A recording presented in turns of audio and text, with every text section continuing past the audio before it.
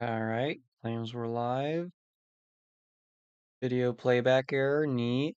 Um, Not great.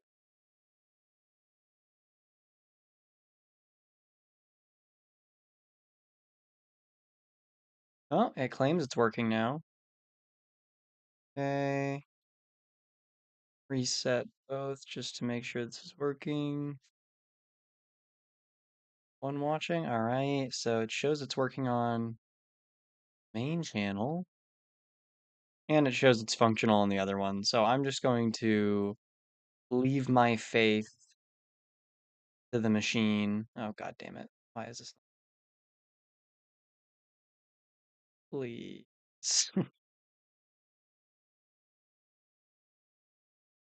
All right, well, OBS is not registering chat again because why would it work? But whatever, maybe it'll start working later. All right, wait, if I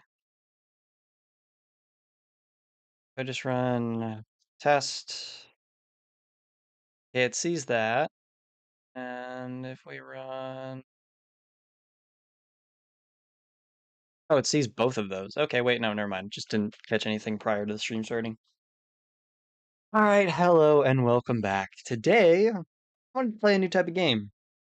This is Yume Toki. Now, this game is largely available in Japanese. Oh, shit. Forgot how loud this is. Um, this game is a fan game of Yume Nikki, which I've been really wanting to play for a long time. I've had it for a while. I downloaded this probably about a year and a half ago. Um, if you download it, you will get the Japanese version, and you have to use like a different software to run it in English. But I am running it in English. So, wake up just ends the game. Recollect your save point and dreams start. So let's start. Now, I've played a little bit of this game just to ensure it functions. Um, and yes, I know I did say that it would be in English, and that this is very much not, you know, in English. But I assure you, this will work. I can't skip this screen. I have no idea how to. Love the soundtrack so far, but I can't skip this screen. There's a couple screens in Japanese that like I don't know what any of this says. I haven't looked it up. I haven't translated any of it. Probably should, because that's a lot of red lettering that probably is important. Yeah. I took Turkish, not Japanese, so if it were in Turkish, I'd barely understand it either. But I'd understand a few words. But oh, stopped running when I stopped looking at it. I forgot how long this opening screen is. I should have gone past this first. There we go. Yeah, there's like 4 more screens of this. I have no idea what any of this says. Oh, just 2. Okay, never mind. But yep, I think we're Otsutsuki, I think? Happy birthday. Thank you, Nelly. What the? Why? Huh? Okay, whatever. The arrow keys were giving me like a really long. I'm considering making a video on Yume Tuki as well. I don't know what any of this is actually.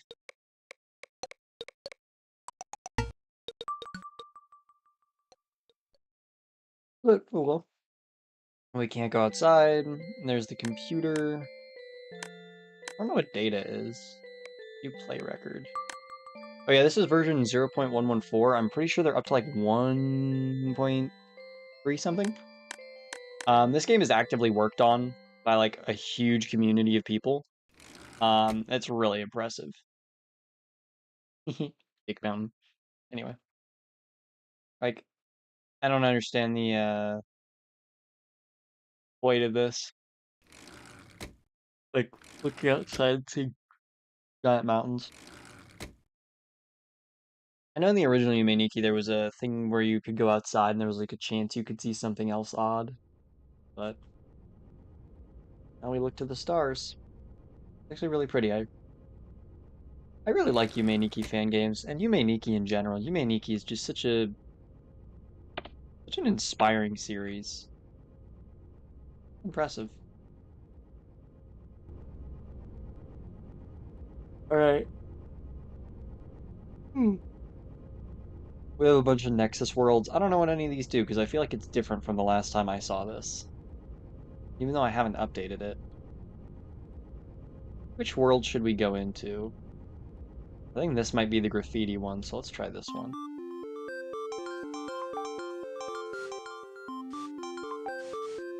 An idea, there's a mod called Vault Hunters on Minecraft. It's huge with lots of stuff. You gotta play it on stream, bro, for real. You gotta make an altar, put a crystal, give it stuff, and make a portal. Okay. I don't really do a lot of Minecraft mods on stream. There is one Minecraft mod I was considering doing because it was, like, it makes the game like FNAF 6. Why did going right make that noise?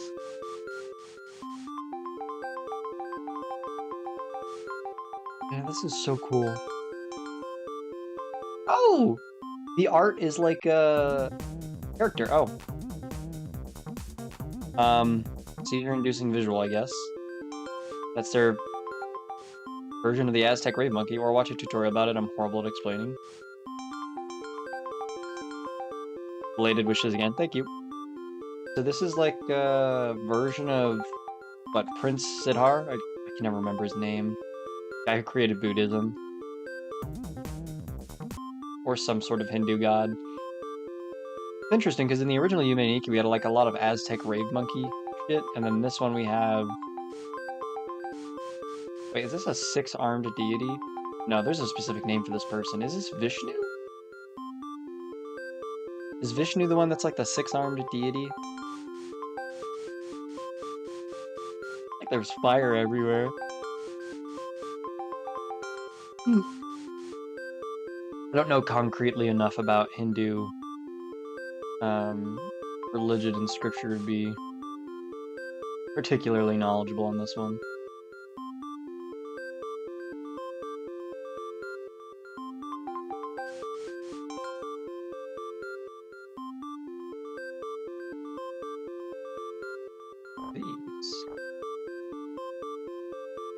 What is going on? This is Yume Tuki, so it's another one of those just kind of surreal walking simulators, I guess. Sometimes it's nice to just explore.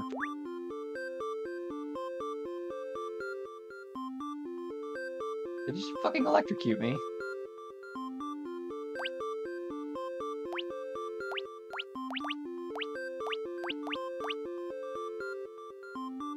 Reminds me of a fucking Chiikawa for some reason.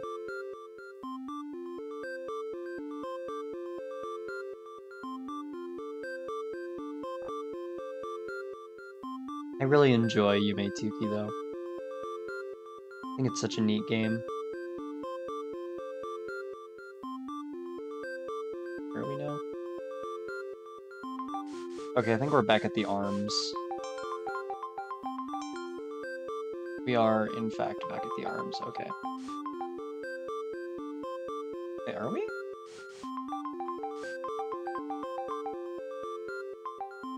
Yeah, we're back at the arms.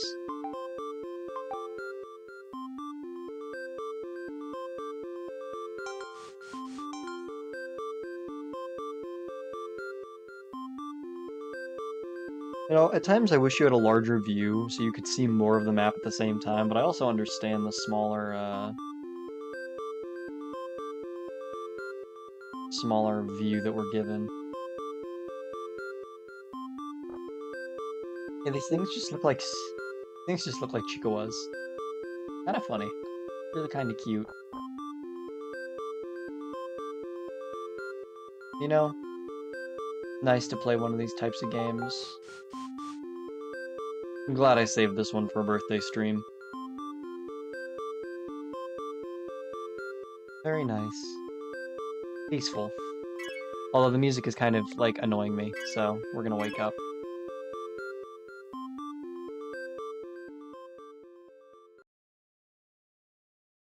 and then we're gonna try another area because that music, as nice as it was for a few minutes, on repeat, not the best because I don't like some of those sound effects.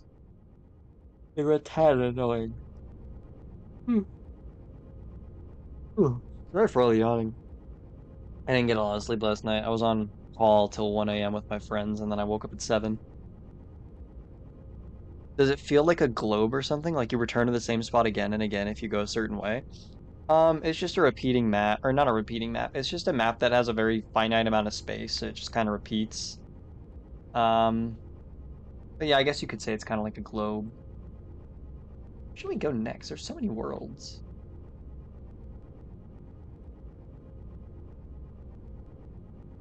That's how the original Yumeniki was too, so not surprising.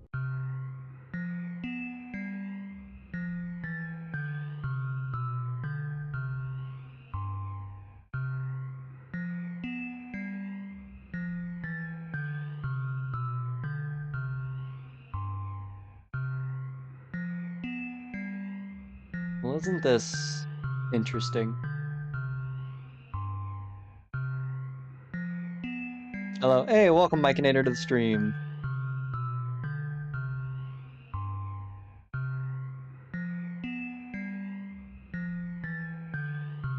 You know, I want to make my own Yume. Like, this is made with RPG Maker, so it's not particularly like I have RPG Maker. Maybe someday I'll try making a Yume Nikki fan game of my own. Maybe something short, but I really like Yume Nikki. Such a neat series.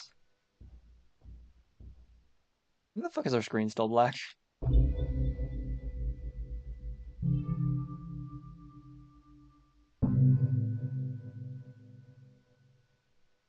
Hmm. Well, we're stuck. Oh wait, no, I can just barely see.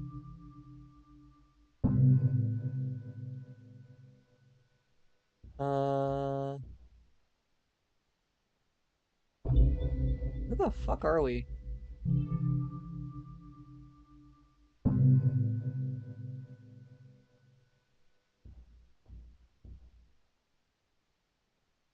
Okay, we can't move any further there. No.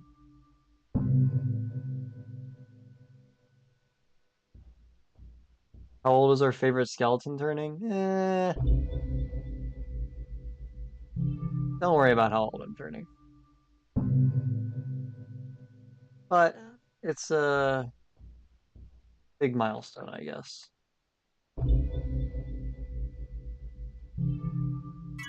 All right. I have no idea how to get out of here. Like, I don't know how much you can actually see of the game right now. Okay, there we go. That was our door. But another year older.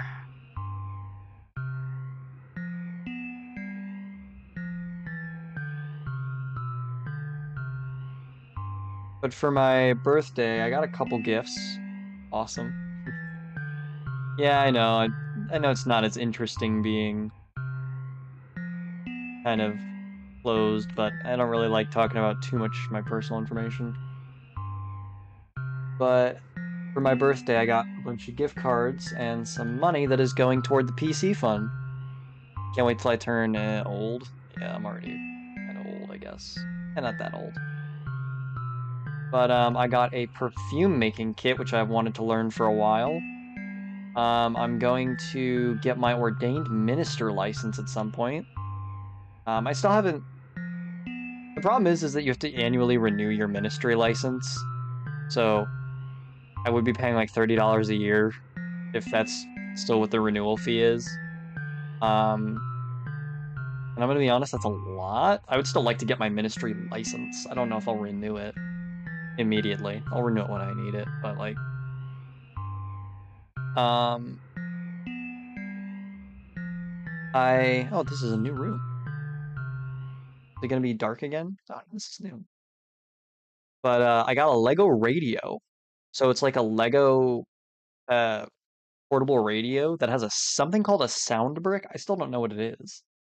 And you can like put your phone in it, I think, and it kind of acts as a speaker. That's what I'm guessing. Oh. Little fucker kicked me out. But yeah, I got that. I got a perfume making kit. I got a bunch of chocolate, which is currently on my desk, and half empty now. Tells you a lot about my self-control. But what else did I? Yeah, mostly gift cards and stuff so that I can finally buy some of the parts for the PC fund. PC fund is currently at about $1,200.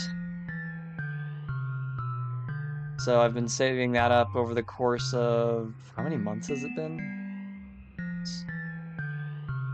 But yep, looking to get something that'll last a while and also be powerful enough to do what I need from it. Aw, these are cute little rabbits. And I've been considering making it myself, but I've also been considering getting like a framework because those look really cool. But there's also some like pre-built at Costco that are pretty nice, a little pricier, and they have like the 5090 series in them and all new parts and shit, but it's like, do I really need a 5090? I feel like, 40 series would be good and a bit cheaper too. Problem is, it's even hard to be frugal now because all the fucking tariffs and AI shit is making everything super expensive.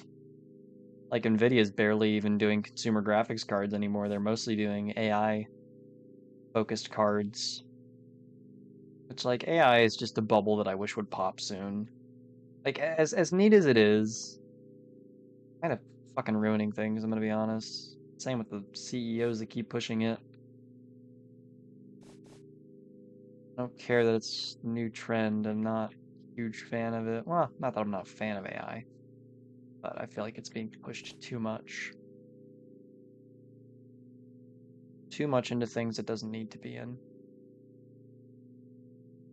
But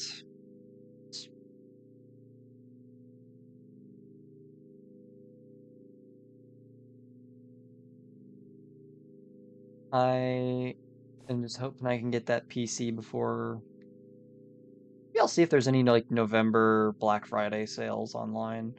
Because I have $350 in Amazon gift cards, 75 in eBay. So I'm thinking I can actually kind of cheap out if I build it myself. Getting like a pretty cheap used case or something. Maybe some maybe like a kind of a cheaper. I know you're not supposed to cheap out on your power supply. Your power supply is pretty fucking important. Um, like just cheap out on things where I don't really need the best in class.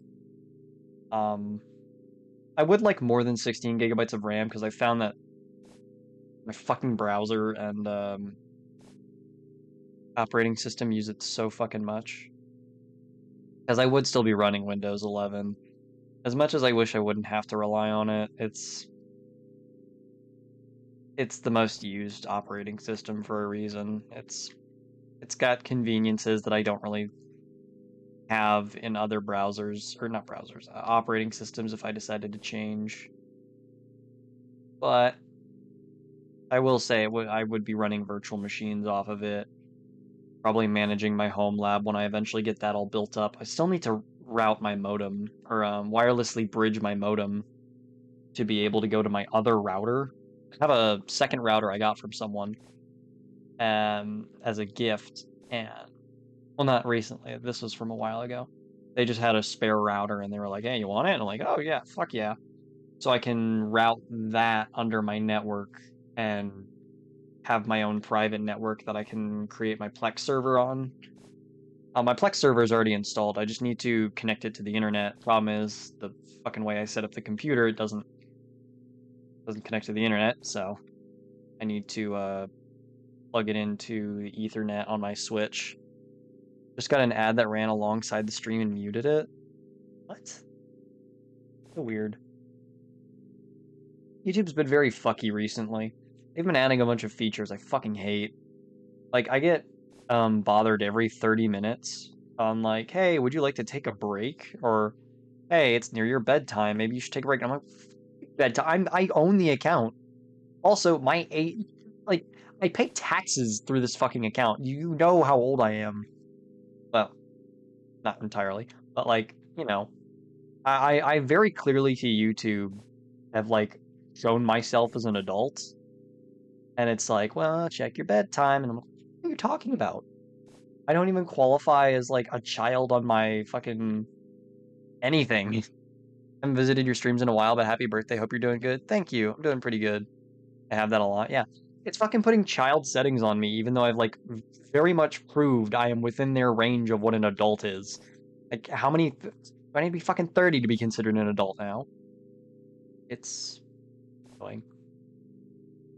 And I'm still pissed. Like, things like LinkedIn are making me verify with my driver's license. And LinkedIn is just like notoriously bad for their security practices and getting a bunch of data leaked, so I do not fucking trust them whatsoever with my license. You can turn off breaks in bedtime and settings. Yeah, but that's fucking stupid that it's on by default. I've also been very lazy to turn it off because it's only bothering me when I'm in bed tired and just want to watch a video essay on a guy fucking opening a computer and trying to install something stupid on it. Like, I don't want to fucking change this shit. And it's only on mobile, too. I don't understand. Like, I was on YouTube till like 1 a.m. with my friends, and I didn't get it like a single time. But I get it like 4 times within 15 minutes on my phone when I'm trying to go to bed. Like, just let me watch the video essay on the man suffering through trying to install something on a fucking TV box. But yeah, I've seriously fallen into a rabbit hole of like tech guys just installing shit or fixing these technologies that you would never expect to see in a repair shop. One I just watched before stream, Green Man Sam, just wanted to stop by and say happy birthday, man. Thank you. Welcome to the stream. But the one I watched right before I hopped on stream was oh God, what's his name? He's really funny. Uh, he was installing Bringus Studios installing SteamOS on a Google Meet video conference computer. It's just an hour of him troubleshooting problems and like soldering circuits and shit, and he's just getting angry, and it's so funny. Like, because I work as an IT intern, so I don't have sysadmin. Like I don't have system administrator. Um, not credentials. What's the word? Permissions on that network. But I still do quite a bit. Like I installed their fax server. Well, I learned how to do that because their IT guy is teaching me. Oh fuck, where am I? Oh, this isn't the same area.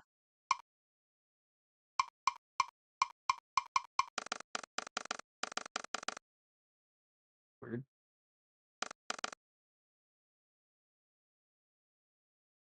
Oh yeah, happy birthday. Oh yeah, yeah, true. Who are you? That boy? Wait, what? Okay, I guess I'm transgender now. Um, neat.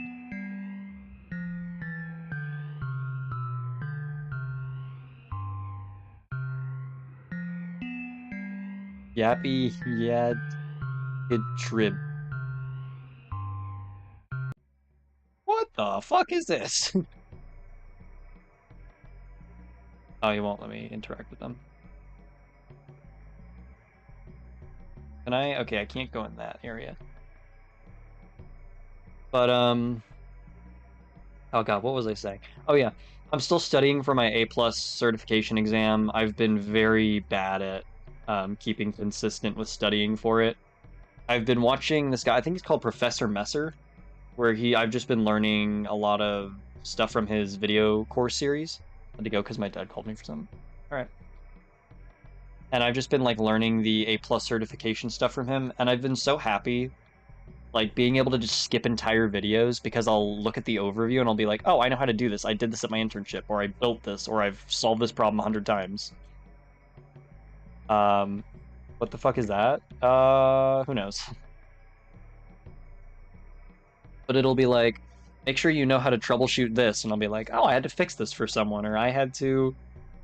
And I love my internship because it's a place full of older people, so there is always problems. I failed 2 math exams. Damn. I I have my own problems with math. mostly people in my class, but that's a story for another time. Actually, that'll be a story after this, but like my internship, there's just always a problem. And not because like people are bad at using technology. Some of them are pretty tech savvy. But like there's just always problems I'm fixing. And it's almost always something new, so I'm getting a lot of experience. I've built like 2 computers for the guy. I've replaced memory card slots and bloated battery packs and hard drives in 2 different laptops. I've helped try and fix someone's teleconference thing. We still don't know really what the problem is. We know it has to do with interference on the phone. We're still fixing that problem and troubleshooting it, but yeah, there's some problems that just take multiple days or weeks, and I only come in for 2 days a week. So does the other IT guy. We're just both the IT schedule. I would go like every day if he was there every day, but he's only there 2 days in the week, so I don't really have a reason to go more than 2 days in the week. Oh, right, interesting. Can't go further in that room. My math teacher is so bad. He legit just answers questions, gives a very short and fast explanation, and goes to homework. I can't learn good. Everyone in my class hates him. Yeah.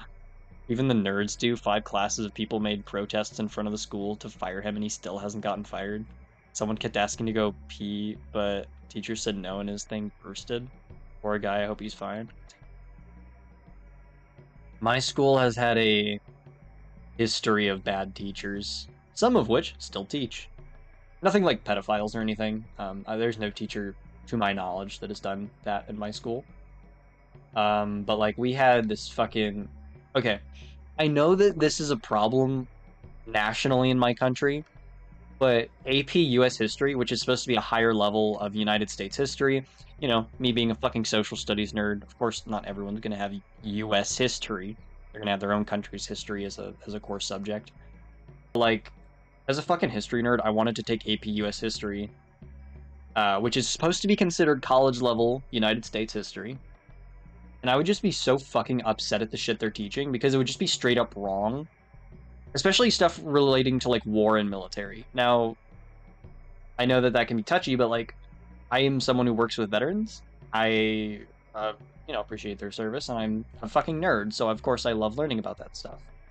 And the teacher would just teach shit that's just straight up wrong. Like, the United States has been through war in almost like fucking every second it's existed. And 2 big contentious ones. One that a lot of people know, and then one a lot of people don't. Korean War and the Vietnam War. In AP US history, when we're after World War II, we do not talk about the Korean War, which is fucking stupid, because the Korean War is actually pretty important, especially when you look at US foreign policy and a lot of current relations, especially in East and Southeast Asia. Of course, the Vietnam War as well, which we do talk about.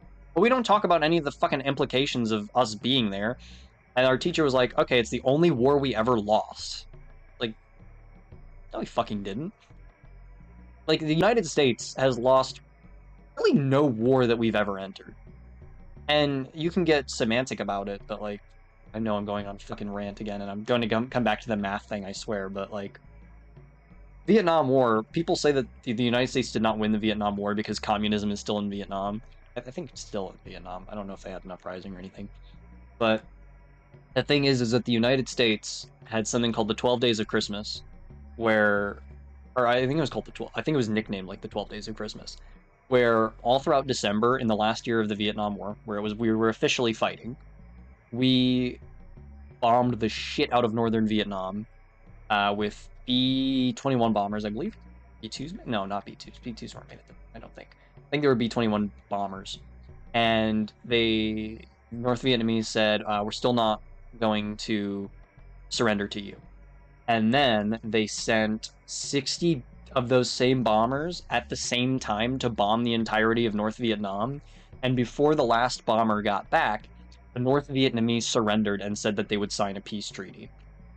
So, the leader of the Viet Cong, which were the leaders of the North Vietnam takeover, were forced to go to, I believe it was Versailles. I believe they made the treaty in Versailles, France, where the United States promised, we will not be within Vietnam. We will pull all our troops out, but the North Vietnamese will not bring harm to the South Vietnamese. They were 2 countries. They were split for multiple years without fighting. And then all of a sudden, so the United States is already out by this time. The only people left there are fucking like ministers and foreign policy people, and the only like military presence that was there was surveyors who were looking at like land environmental data from the use of things like Agent Orange and all the bombing. Standard stuff that goes after a war, especially what happened in like Iraq and Afghanistan, whatever.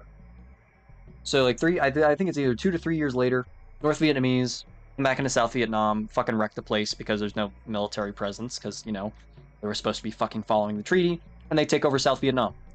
So people are like, oh, the United States lost. It's like, we fucking didn't. We won the war, and then we left, and then the North Vietnamese came back and defied a peace treaty. We won the war, and people are like, oh, well, communism is still in Vietnam. It's like, yeah, because they fucking took over after we left, after we signed the peace treaty that they violated. Is that losing the war? Like, you don't say we lost World War I because World War II happened. Kind of a stupid argument. Anyway, I had a debate with the teacher about that. That was a fun day. So good at English in my class that everyone asks me for help. Top easiest subjects for me are English, history, science, Islamic, and Arabic. Neat. Everyone keeps talking about a second civil war happening. What's going on in America? The whole second civil war thing is semantics. I don't think we're realistically going to have a second civil war. It's hard to give an unbiased example of this, but I do genuinely want to explain to people what's happening.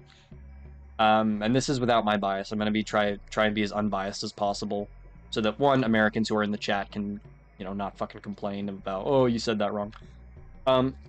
Generally, the two sides in America are liberals and conservatives. That's the general. Conservatives kind of want the status quo, want immigration to be lowered, or no, not lowered. They want to kick out immigrants. This is generally what's considered the MAGA philosophy. Make America Great Again, which is just Trump's slogan that he fucking stole from Reagan. I don't care who says it. Trump is just a copy of Reagan. Fight me on it. Whether that's good or bad, you can leave up to your own devices. But Trump is pushing a lot of policies where he's using ICE to kick out a bunch of immigrants. And there's just this whole argument between Democrats and Republicans, which are the two major political parties that are just fucking hating each other right now. And there's been an uptake on political violence. How do I get out of here? Which has been causing a lot of people to go, oh, second civil war. But if you look at fucking Facebook and Twitter, we've been ready for a second civil war since the fucking 1980s. Nothing ever changes. I feel like America will crumble to dust and blow away. Donald Trump is reason 1. 2 is the government bankruptcy, and 3 is the Civil War thing and tariffs and a lot of stuff. Y'all are cooked. Nah, we'll be fine. Like, if you really think this is what's going to ruin America, you haven't read a lot of American history, which I don't say that as an insult. I mean, we've put up with a lot of shit. I doubt Trump's going to be the one to fucking destroy America. I refuse to give him the credit.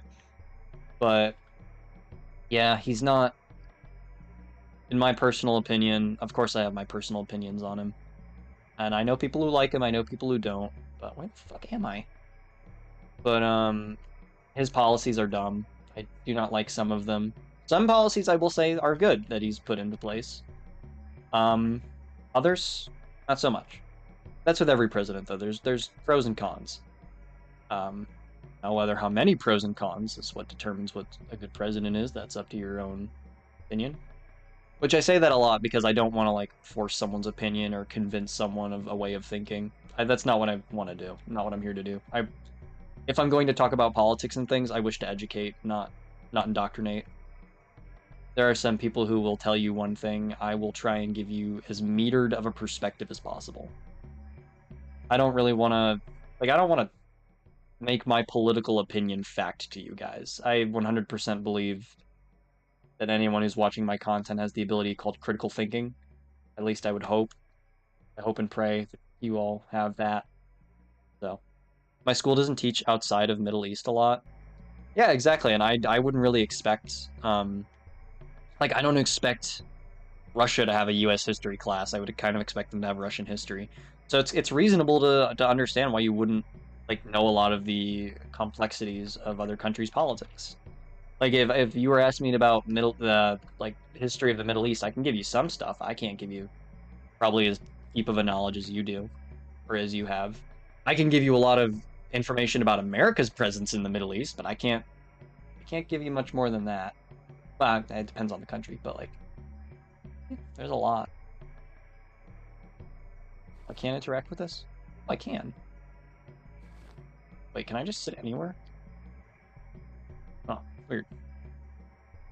But yeah, the Middle East is hectic, especially within the past like 50 years. But anyway, that's my fucking rant. Do I believe the United States will be in a second civil war? No. Do I believe Trump is going to destroy America? No. Do I think he's a bad president? Me personally, I'm not a huge fan of him. Has he done good policies? Yes. Has he made bad policies? Yes. Um, I'm not going to suck off any administration. I don't like any of them, except for a few. There's some good administration. Not within the past 20 years. Whatever. What's with the eye heads? I have no idea. There's a lot of eye symbolism in dreams. It's really interesting. Middle East is full of war and chaos, bro. Well, yeah, but I don't like to think of that. I like to think of the Middle East when it was like the 1930s, I believe it was. If you look up the Middle East in 1930s, like Iran and Lebanon, they were beautiful. And I have a lot of Middle Eastern friends, so I do know like a lot, not a lot, some things about the Middle East from their personal experiences and things. What the fuck is this?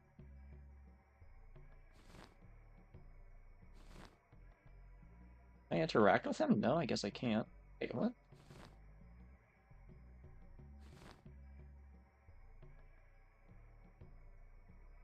Hmm, weird. What?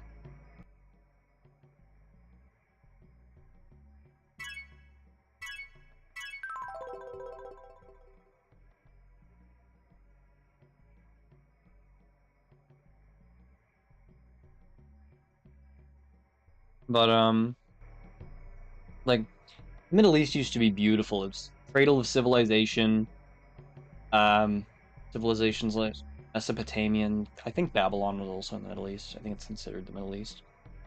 But like the Middle East used to be beautiful, and then Saddam Hussein kind of ruined it by diverting a bunch of the water from the fertile land into his own fucking palace, um, ruining a bunch of the areas, and then leading it to warlords.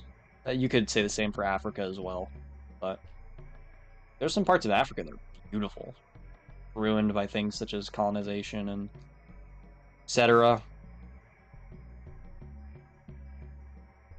But past is to learn from.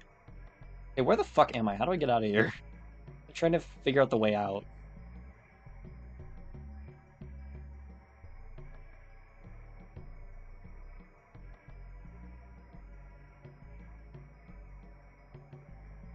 But I guess to bring some levity back to the stream, instead of talking about Middle Eastern and American politics,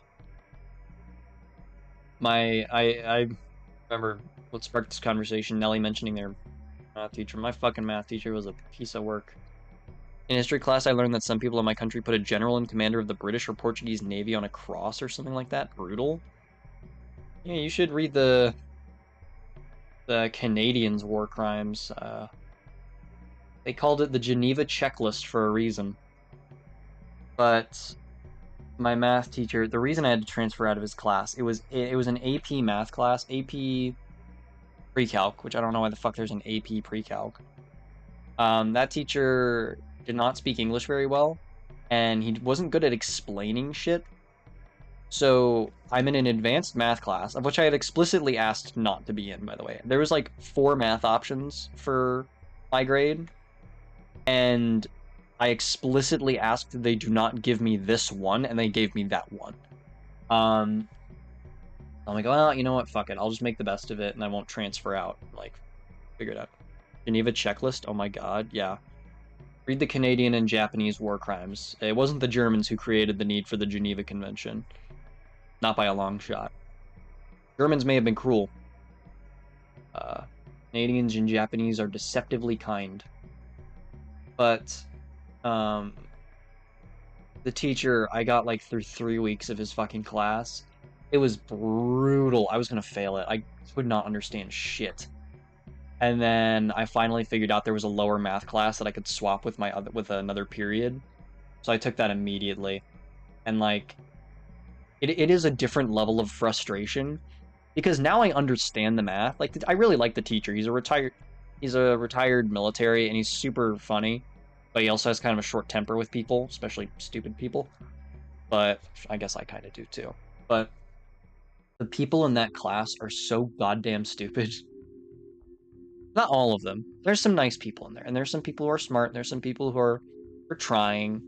And then there's the people who don't give a shit and are just kind of dumb and not trying. And those are the people that I do not like because they're wasting time.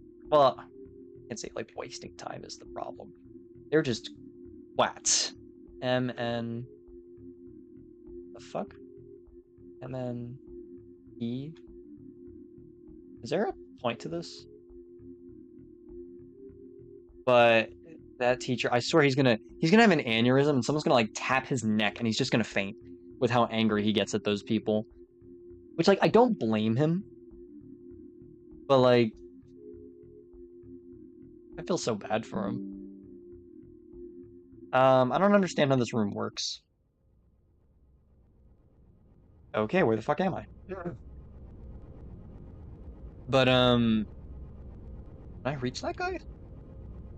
No, I cannot. But like I like him. He likes me as a student because he knows he actively said to me, "Why are you in this class? You should be in a higher math level." And I'm like, higher math level is taught by someone who doesn't know how to fucking teach it. And it's not like he doesn't have a curriculum. His curriculum is just like random everyday packets, and there's no book to. I thrive on having something that I can do myself. And the teacher would give us like a packet. This is the AP class. He gave us this packet from some fucking random website. It was just every day a new packet, and it felt like the curriculum wasn't even like made beforehand. It felt like it was just kind of whatever the fuck you wanted to teach that day. And I didn't have anything like to base my reference off of. There's no book or anything that I can use because I thrive on having a book or something to do work through and see examples and have things explained to me. There was no examples on these packets, like almost ever. And we had to fill it in, and half the time he would just fucking skip examples. So there'd just be gaps in my knowledge where I would have no idea what to do. And I was just so fucking confused. Okay? Me being a boy help? Oh, oops. I didn't mean to fucking kill her.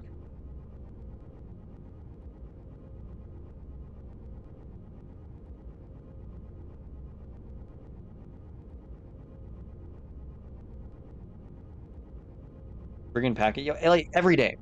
Every day was a new packet with problems and work that I had no idea how to do. And he like banned fucking calculators in his class, so I couldn't use calculators to help me on things.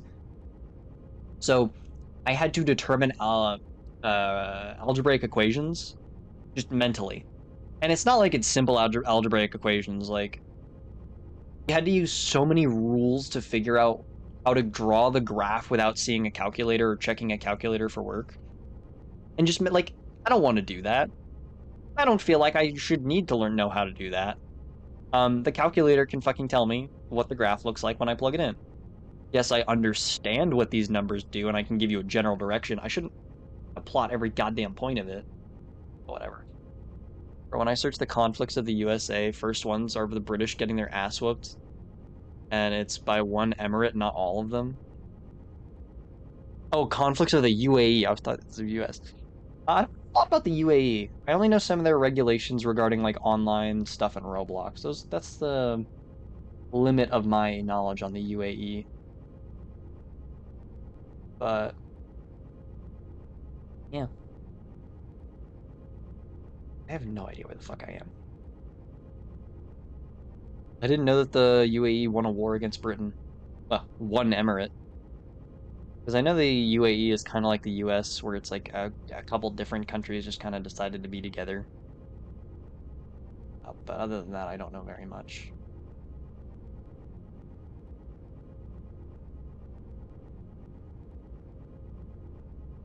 What was I gonna say? Oh yeah.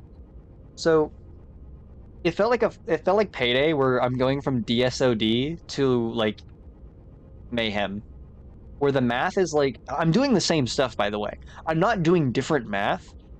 The pre-calc class I'm in right now is just the same math, but the teacher's actually explaining it. And we're going at a significantly slower pace. Like what we were doing on the third day, we are now doing in my class currently on the fifth week. So it's not like I'm learning something different. It's the same shit. It's just slower and like digestible and taught by someone who can explain to me the math without having to go, I don't know. Not exactly. It's that the UK had heavy losses and had to run back or retreat. Oh, yeah. Called karma for the 45-minute war. But the people in that in my new class are so goddamn stupid. Like I don't like being mean about people, especially when it's like I don't like calling people dumb when they're not understanding something because, you know, some people have different like levels of being able to understand something. Some people need like different help. I understand that fully. I understand circumstance. But I fully believe there's a difference between circumstance and these fucking people I have to deal with every day. They are some of the dumbest cunts I have ever met.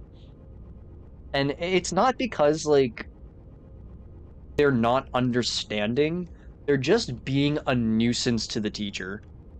Like they are purposefully slowing the class down and just making the dumbest comments and questions. And I know like there's no dumb question, but they are purposefully making questions just to like annoy him. And they'll ask the same goddamn thing over and over again. Like I need you to understand this. There's a rule in pretty much all of algebra that I don't even remember what like the question was so stupid. I don't even remember how to phrase it. It was like, oh, it was so x squared is on a graph looks like a U.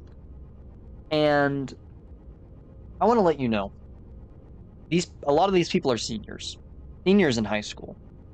So they have consider this, they have had to graduate from pre-algebra, geometry, the second level of algebra, and are now here. They have done 4 years of math. And I want to let you know, I've been to many of the math classes with these fucking people. I know what the teachers were teaching. Um, and they'll be like, what does x squared look like on a graph? Or they'll ask, how do I reverse x squared on a graph? So how do I make it look like an n instead of a u? By the way, this was not like the first day. This is the fifth week in which I dropped into the class on like the fourth or fifth week. So they had already been learning this stuff, and they already had plenty of lessons on graphing and this exact same shit I'm talking about. And there was one day where 4 separate people asked the same question within like a 3-minute period on how to reverse x squared on a graph. And it's not like he privately answered this question to them each. He said it in front of the entire class every time. Okay, where the fuck am I? So these people got the exact same answer every time, the exact same question, in a classroom where everyone else was silent. Not silent, but like, you know, quiet compared to the teacher who was yelling. And it was written on the board as well. I want to let you know, it was written on the board. And all these people have English as like a first or second language. And they all have to be at least proficient to be in this fucking class. And people infuriate me. They were still having problems after he explained it like 4 times. And I don't want to say he explained it like a complex way. He literally gave the simplest answer possible, which is you put a negative sign in front of the x squared. The future of our generations, ladies and gentlemen. But like, it infuriates me just so goddamn much. Because they just like don't pay attention and or don't try or like refuse to do anything. And like almost all of them use AI for anything that requires brain power. And you can tell, not only because they just openly admit to it and ask like which AI they use for which fucking. By the way, in front of the teacher, by the way, he does not give a shit. He's. I'm convinced he knows he's gonna like fail half of them, but I don't think he wants to because he doesn't want to see them again. So these people are going to be like, I want to let you know, most of these people have driver's licenses. They have the ability to drive, but they can't fucking critically think on how to turn a graph upside down, which is drawing a line in front of the number. People infuriate me. My patience is running thin. And yeah. Nelly Official? A different account, huh? My class is too scared to ask the teacher a question, so they cheat in class. Everyone does, even my nerd best friend. They cheated using Gemini Google Lens, which is easy. That's the thing. These people aren't nervous. They're not socially anxious. They're asking questions. They're just doing it like fucking idiots. And I don't mean like they're asking questions that are incorrect, like that are not phrased properly. They're asking stupid questions, or they're asking the same problem over and over again when the teachers explained it to them. And most of them have like failed the tests. And they just like refuse to go to tutoring. They refuse to actually try the homework. Like most of them use AI and then just get done with it. And like out of, I want to say 17 people in the class, it's probably not the exact number, me and one other girl I know have gotten higher than a B on the tests. Like multiple tests. And this is on simple shit, by the way. Like, I want to explain the level of shit we are doing. One of the tests was looking at a graph and stating what the domain and range is. Most of the questions, the domain was the answer negative infinity, comma, positive infinity. Now, this wasn't a surprise test, and it wasn't a closed note test. We had a sheet that gave us the examples and answers. You really could not have fucked this up, unless you couldn't read like I could. Called accumulation, maybe. Makes the kid who get to the front and asks them the question. If they get it wrong, he screams at them. The more they get wrong, the more he gets closer and screams. My teacher has the patience of a saint. He doesn't scream at them over problems. He screams at them over their behavior, which their behavior's shitty because they're just screaming or talking over him and just saying like random shit. But like, yeah, even our teacher doesn't go to that extent. He'll just be like, all right, I'm writing you up. Which is, you know, kind of the most he can really do. All right, this, I don't know what to do in here. It's like not giving me an option too much.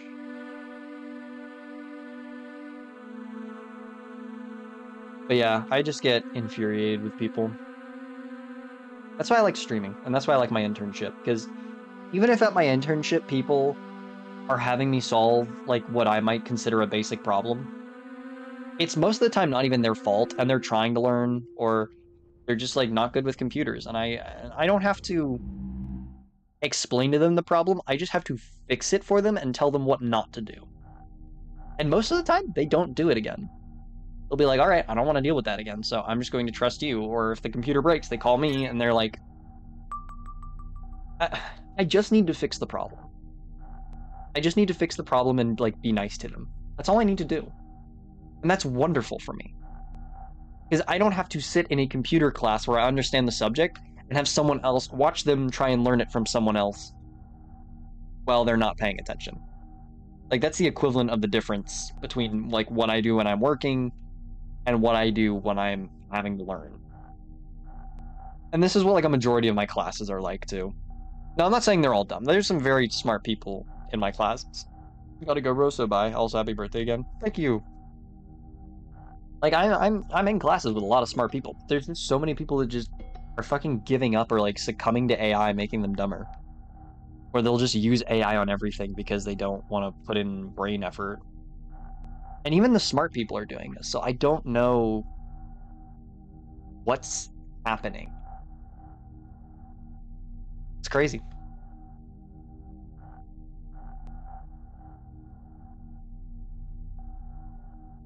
Or at least I can be calmed by Yume Tuki. This, I don't know what about like walking sims like this just calm me down. It's like walking sims and like not farming simulators, but just simulation games in general where you build something up. I don't know. It keeps me content. Just calms me down.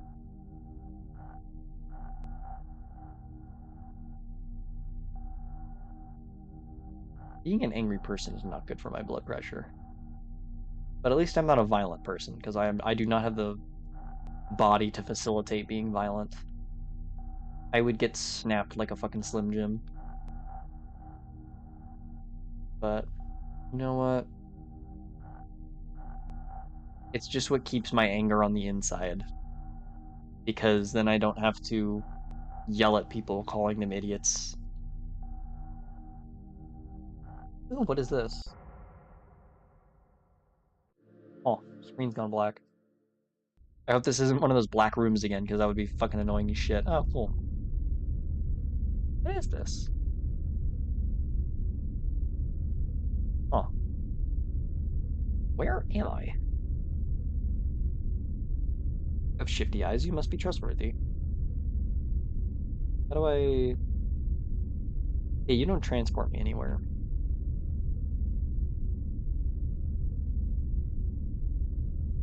I don't actually know if there's anyone else in stream, but if there is, how are all your days going? Because other than like, my crazy rant, my day is going all right.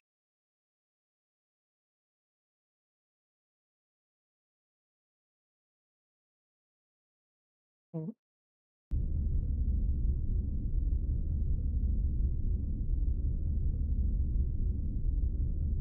Yeah, there's like nothing in this void. I need to find something.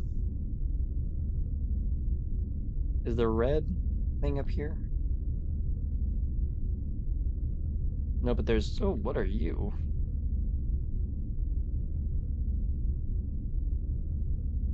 Hmm, that's odd. If I just keep going this way, I'll find something, right? Oh, wait, something down there?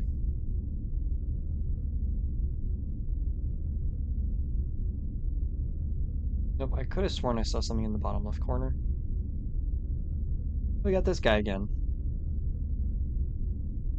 So then, go up here.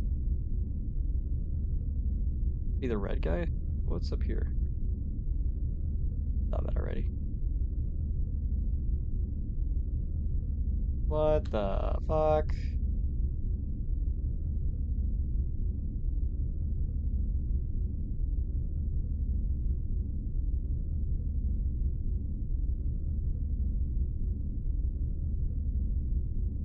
Okay, so can I...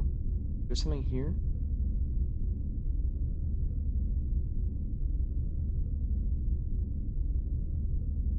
We're never gonna find his feet, are we?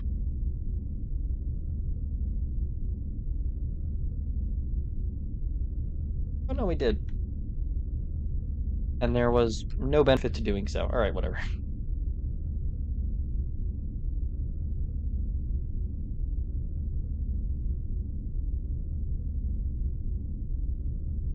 What is the point of this place?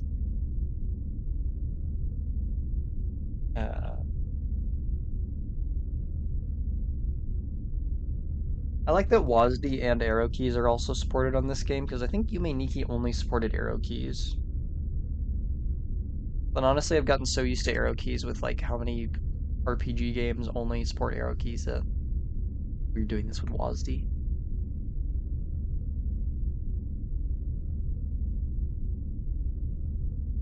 What the hell is this?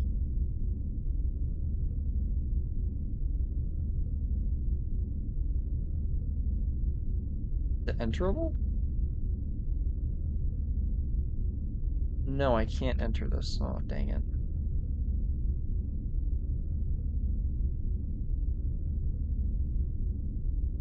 No, can't go that way either.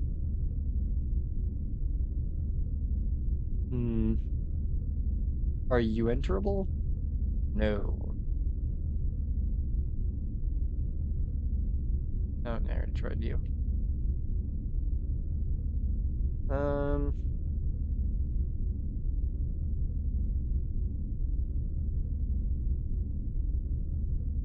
all right. I want to find a little bit more of an interesting area. In Sheiks.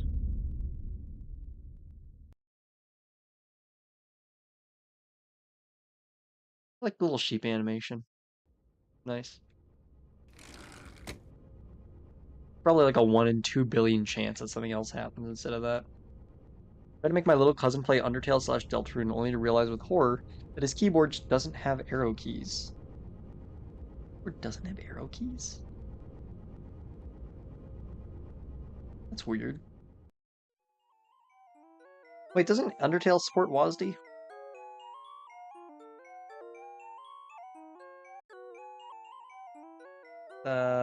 What are these things?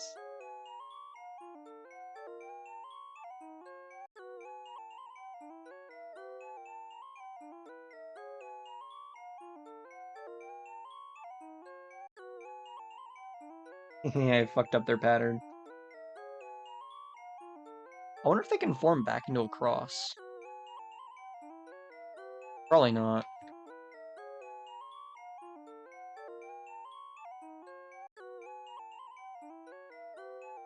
Feels like a fucking fever dream.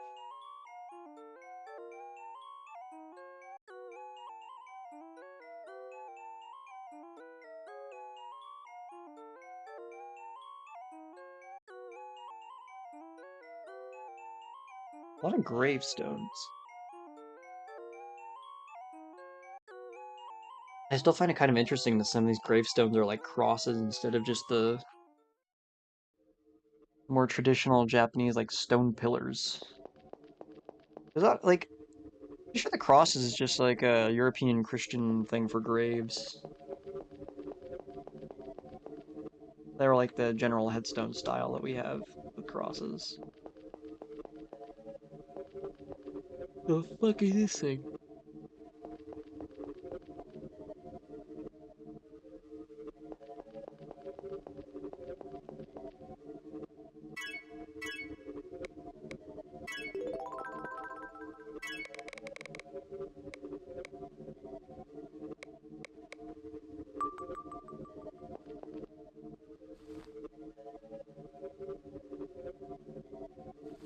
Well, this is a weird room.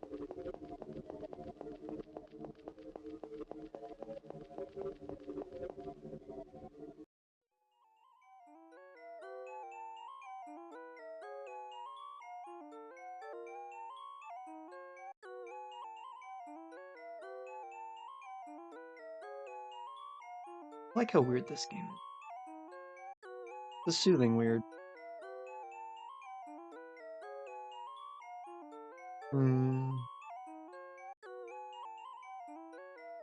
Just not the art style of this. I wonder what like these mean. The clubs and oh, we did see a diamond earlier and a heart, and this is a spade. And then I'm guessing these are jacks, jokers.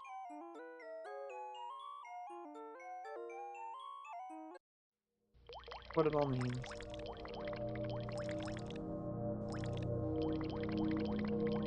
And red flowers with. Am I underwater? Hard to tell.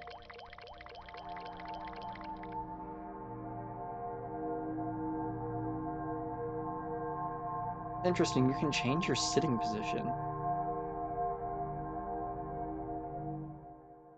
This is what I always look like when I'm in a fucking chair. I can't sit still. So neat. Who are you? Oh, you're probably an effect. Wait. What if I am just not the boy? Oh, nothing. They're probably important and give an effect in a different time.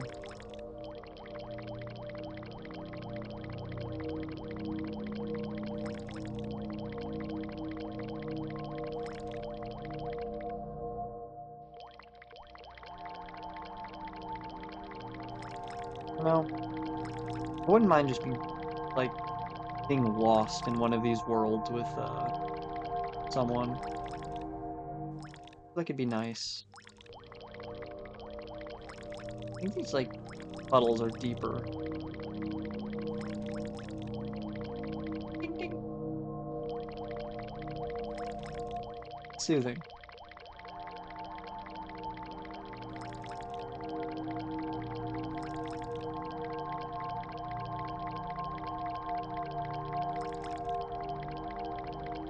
Flowers that have reflections and reflections that don't have flowers.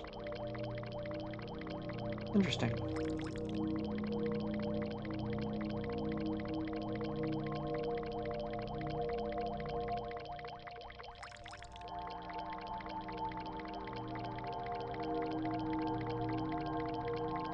I love the soothing atmosphere of like LSD Dream Simulator games.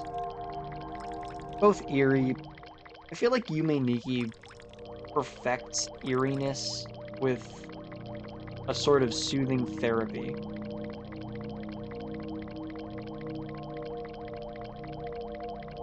Because it's just a game that you can walk around in and explore these vast worlds that are largely similar.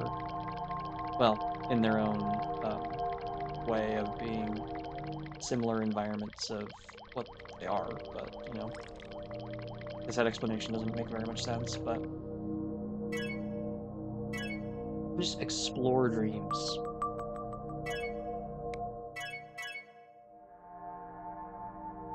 I believe we have 2 effects, and one of them is the instruction panel. But it just perfects that balance of eerie horror and soothing calm. We already go here. No, we have not.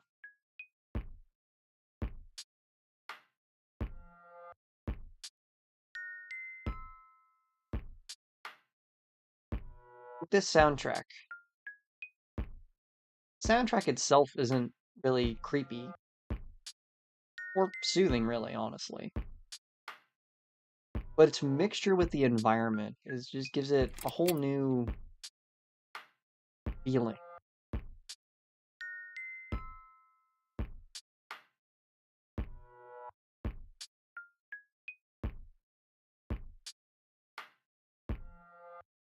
I could fall asleep to any of these like Yume Nikki soundtrack games.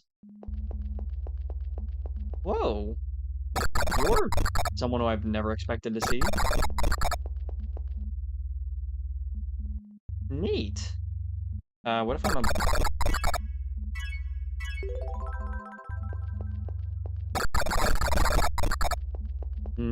Can't tell what she's saying. This is super neat, though.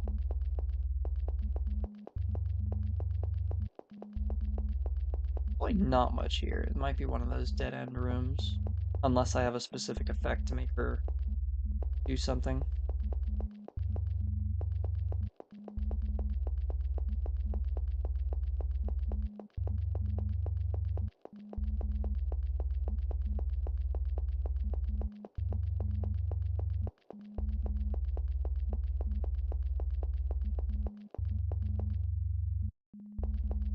For you.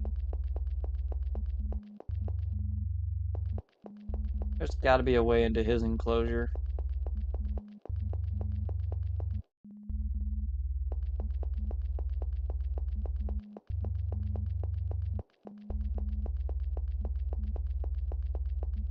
Oh, another one of you.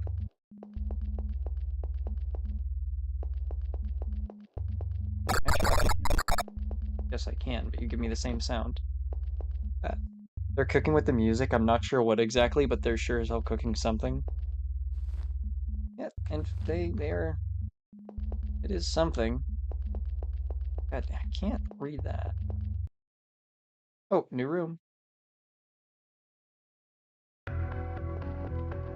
Who the fuck are you? Please give me an effect. That'd be neat. Please. Oh, won't even talk to me.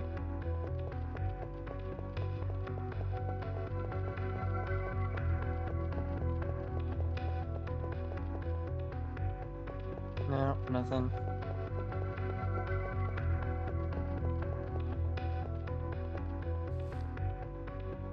No, nothing either. Nope. Let me guess, same sound. Let me talk to you. Yeah, figured as much. Nope, nothing either. If I press Z, will anything different happen? Nope, ignored.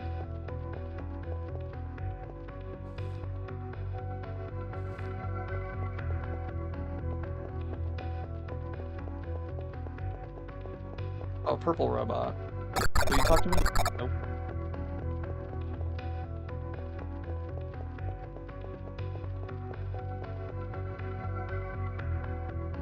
Can I go in here? I cannot. Oh, what's this panel?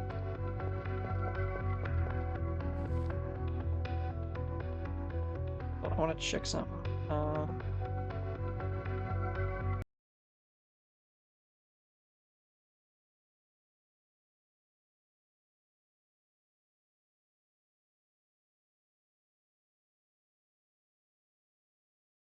Weird. Huh. I guess YouTube's just doing something weird where it's changing the thing for a random reason, I guess. I don't know. I just kind of fucking with something.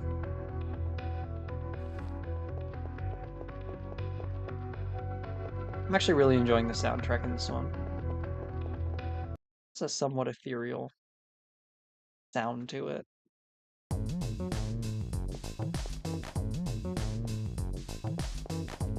Hmm. I feel like it's not appropriate that I'm in here.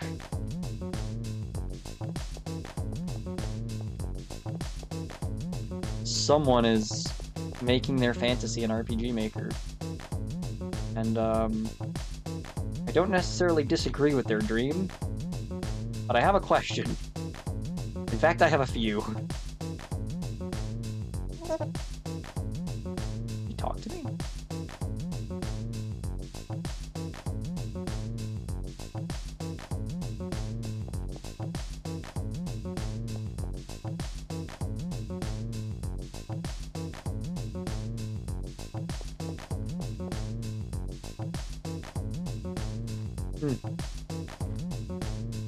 Can't really do much in here.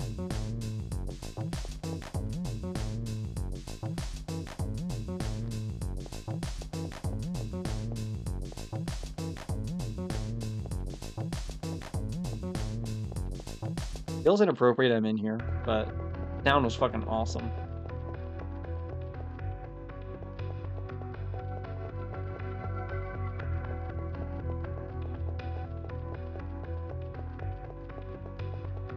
Well, here's another room I can enter. Oh. Okay, I was stuck for a second. I don't know why.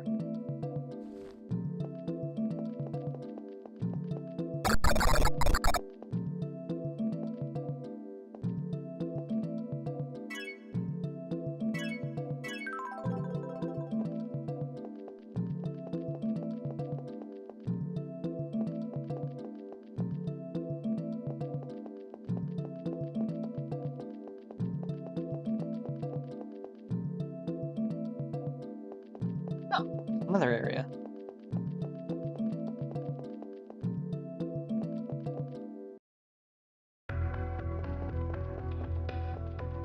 Another layer of rooms.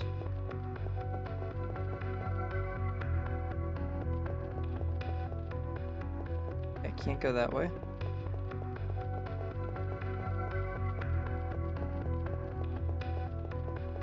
But if there's a second layer area, there must be more shit I can do. Nope, not there. What if there's something up here? Okay, not this. Oh, something new over here. What the fuck are you?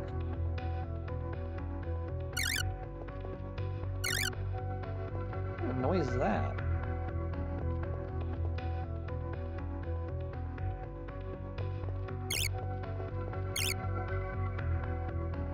Feels almost wrong being here, but you know, whatever.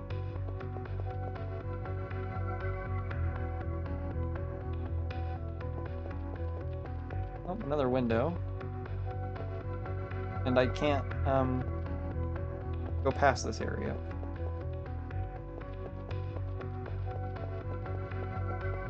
Maybe there's a way I can go to a higher area on the other side? Oh wait, no, this is the other side. There's really not much I can do here, huh?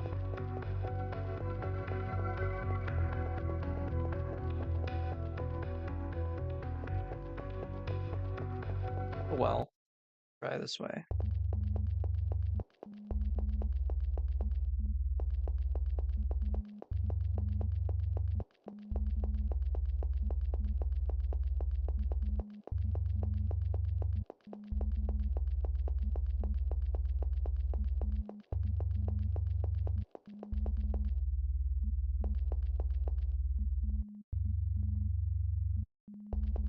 Hmm.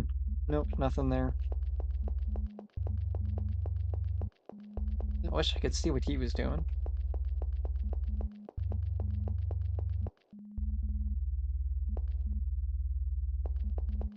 Oh, okay, there we go.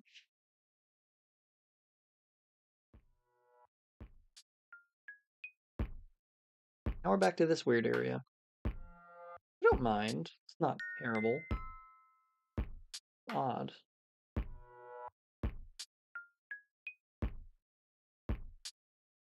I wonder what those circles mean, if they're significant of anything. These ones give us more.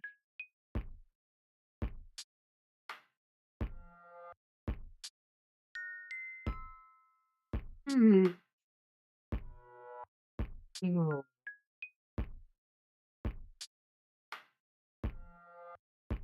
Kind of hard to tell when it repeats sometimes. Like, it could be repeating now and I wouldn't know.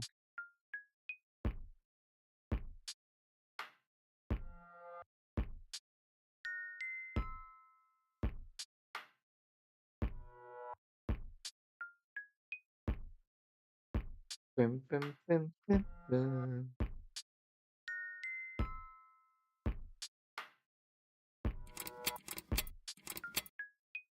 There's nothing.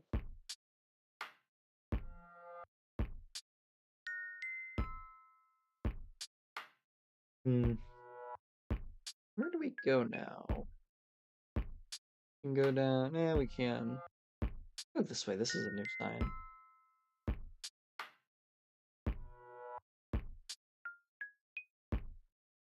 Bum, bum, bum, bum.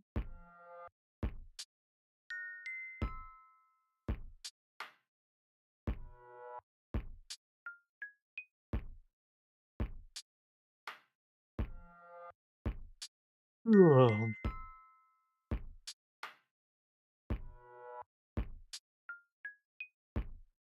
I wonder how hard it is to make one of these types of games. Maybe that'll be what our next development stream is when I actually finish my website. I really need to figure out WordPress and then learn how to host it. I have a computer I can host it on. I just haven't done any work because I haven't wirelessly bridged anything. I need to get back to home labbing and building stuff. I've been very lazy. I need the motivation. I need to actually kick myself in the ass to start doing things. Can't sit around and be a lazy shit. I've been trying to be more proactive in studying for my A plus exam. I need to do more like um, practice tests and things. The A plus exam is supposed to be pretty easy too. Well, first half of it is. Second half is supposed to be a bit harder, but like, you know, supposed to be like the basic certification exam. If I can't pass that, I mean, IIRC, once you get the basics down, it's really easy, I heard. Yeah. For the A plus exam, I believe. Like, there's a lot of sections where I'm pretty good at a lot of what it's already giving. I just want to be extra sure when I pay that ticket, because it's like $400 for the first part of the exam. Then I have to pay another 400 for the second part. I think the A plus exams pricing is ridiculous. but it is good to get that foundational knowledge and ensure that I have it all. Because right after that, I'm going to work on Network Plus and Security Plus. And I gotta kick myself in the ass more to do more hacking practice. I'm close to finishing Try Hack Me's Security 101 section, which you would think is just a lot of basics, but it's a lot. I'm like 91 or 92%. Oh, RPG Maker in the exams, I guess. Okay, yeah, RPG Maker. Yeah, I haven't opened RPG Maker to actually learn it. I think I have like MV or something. Which I understand the fundamentals of game design, and I've looked up some tutorials for older versions of RPG Maker. I don't assume it'll be hard. Like, I don't know why. I've always had problems with game design or like trying to build a game. Unity, Unreal Engine, and Godot. I'll just try and build something. I'll like follow tutorials, and just nothing will work every time. No idea what my like curse is, but shit will just like not work, and I'll like follow exactly how they did in the tutorial. Still won't work. I have no idea why. But yeah, RPG Maker, I'm hoping since it's much simpler, will not have those problems where I just can't fucking connect shit because it'll just refuse to work. I still don't understand Godot. Like, I still don't understand why it won't work. If this is supposed to be an encoded language.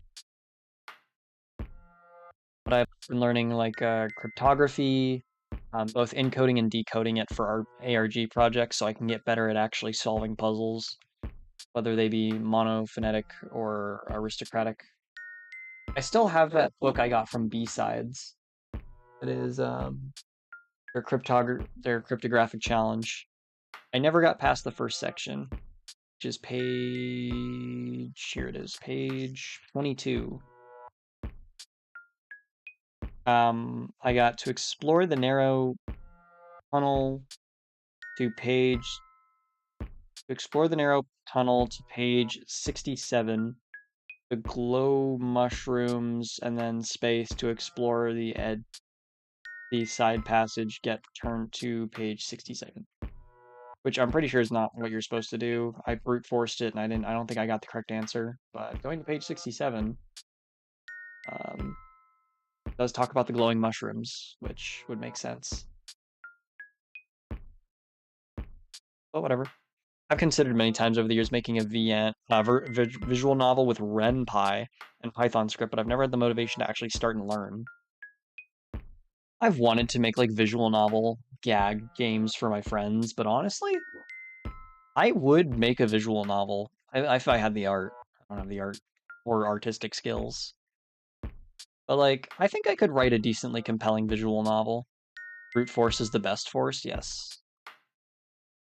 I've solved some cryptographic challenges, like learning how to identify mostly. And I'm actually really happy how far I've been getting because at I think I've mentioned this on stream before, but at DEF CON, which is like a big hacker conference I was able to go to this year, and I hope to go again next year. Me and my mentor and my friends participated in Spy v Spy, which is one of the bigger competitions, which is a bunch of cryptographic challenges, and like it's just a lot of challenges that are like themed around spies, and you have to solve them.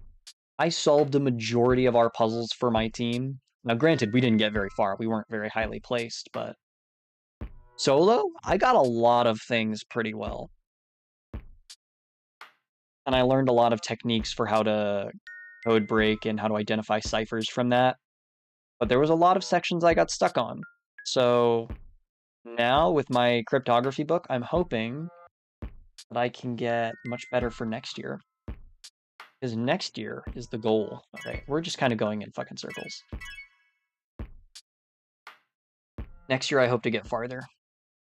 Next year I also hope to talk to another one of the people I met and participate in the building your own antenna for the radio club. I still need to get my radio license. I would love to have an amateur radio license and broadcast, but I've just been very lazy with that one. I don't really have much motivation behind that one other than I think it would be funny. So there's nothing really motivating me particularly. I don't have a incredible interest with radios, and not a lot of my friends have them or have a radio license. I have one friend who I think is either getting or has his amateur radio license. But there's just a lot of cool shit you can do that I'm trying to do. I've just not gotten incredibly far.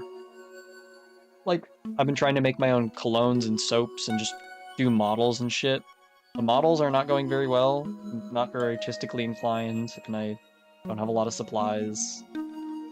So that's not been going great. I don't have a lot of good technique. So the artistic stuff I've been trying to learn, not the best. Played around with resin for quite a while. I liked what I made, but spotty work. Tried to learn knife making.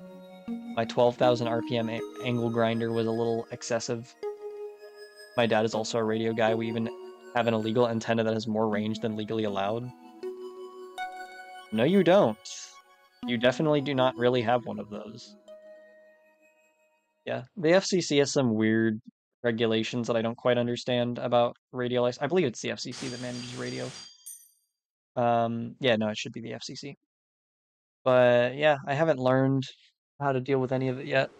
I don't know how radio really works, but it's something I'm definitely going to do at some point. It's a license and certification I'm definitely going to get eventually. Which, like, there's just a lot of things I want to be certified for. Like, I want to be a certified forklift driver. I know that there's like the whole meme, but like, if you put your mind and money to it, you can be certified and legally own anything. Like, I used to be really interested in animal husbandry, specifically with aquatic animals and like reptiles. Um, and like when I get older, I want to have like a nice piece of property that I can just build shit. I can have like an aquarium. I can just, have a big aquarium that I can manage and have some exotic fish in. Because I just want to be able to do the husbandry for those animals. And like one of my dream pets is a blue-tongued skink. I would just love to have that. I think they're really cool, little neat creatures.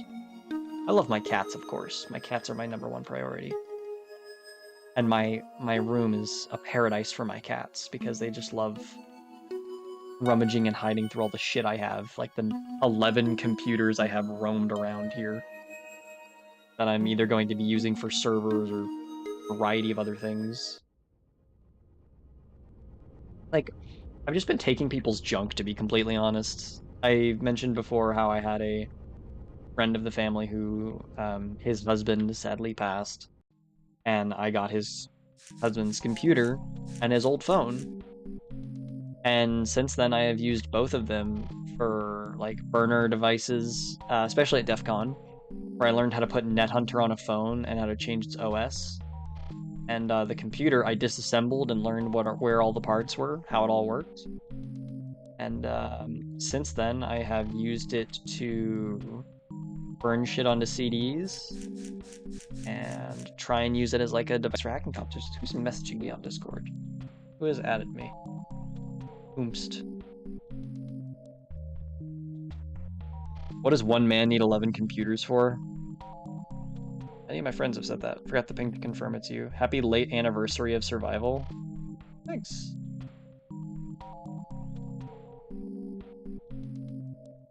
But I have gained technology in various ways. Like I have a typewriter. I have a really cool electric typewriter that I got because I volunteer at a thrift shop over the summers at my grandma's. So they'll just let me take shit because they really like my work ethic. They're like, I'm gonna be honest, you can get very far in life if you just are nice to people and work hard for people, because they'll repay you in kind. Like the thrift shop I volunteer for, I've been told I have very good work ethic. I consider that I work pretty well, and they just love me there. So they'll let me just take shit sometimes. Of course, they're not gonna just let me take like expensive jewelry or anything, but they're like, okay, if you want something, we'll see if we can get it for you. Okay, I'm not sure what exactly he is doing. He just told me it isn't legal. Also, German laws are different. Oh, okay, right. I'd love to go dumpster diving at like an electrical and tech waste thing. You don't have to go dumpster diving. There's e-waste centers where you can just take shit. Well, not take. Buy. I want to go to an e-waste center to see if I can find anything interesting. But because I just love tinkering, especially. It's really weird art. But that's how I got the typewriter. It's also how I got a radio that doesn't work. Um, also how I got the webcam for my streams, or the streams where I like take apart computers and shit, and where I built the robot, and probably where I'm gonna build the Lego. I don't know what stream that's gonna be. But where was I going with this? Oh yeah. I have one. Wait, is that one given to me by? Oh yeah. One, two, three. I think there's a fourth one. I'm gonna say three because that's the only ones I can actually see. There's three computers I've gotten from my internship where he loves having me around because I help a lot and I do a lot of the dirty work he doesn't really feel like doing. Which, what the fuck is this? And I say dirty work. I'm not being like tasked to do menial things. He likes teaching me and he likes having a, which like in the technology space, it's kind of like just not ethical, but good practice to impart your knowledge upon others. Like I've had so many people who have helped me along the way, and a lot of the times it's just like pass it forward. In technology, it's always pass it forward on knowledge. It's never like be a hoarder or try and keep people out. It's always pass it on. That's why there's so many people in the tech space.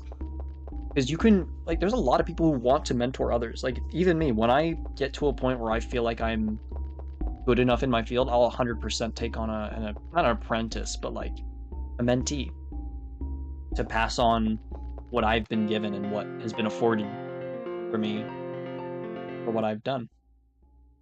But I've just gotten a lot of help from people, and having an open mind and learning from so many people will get you really far.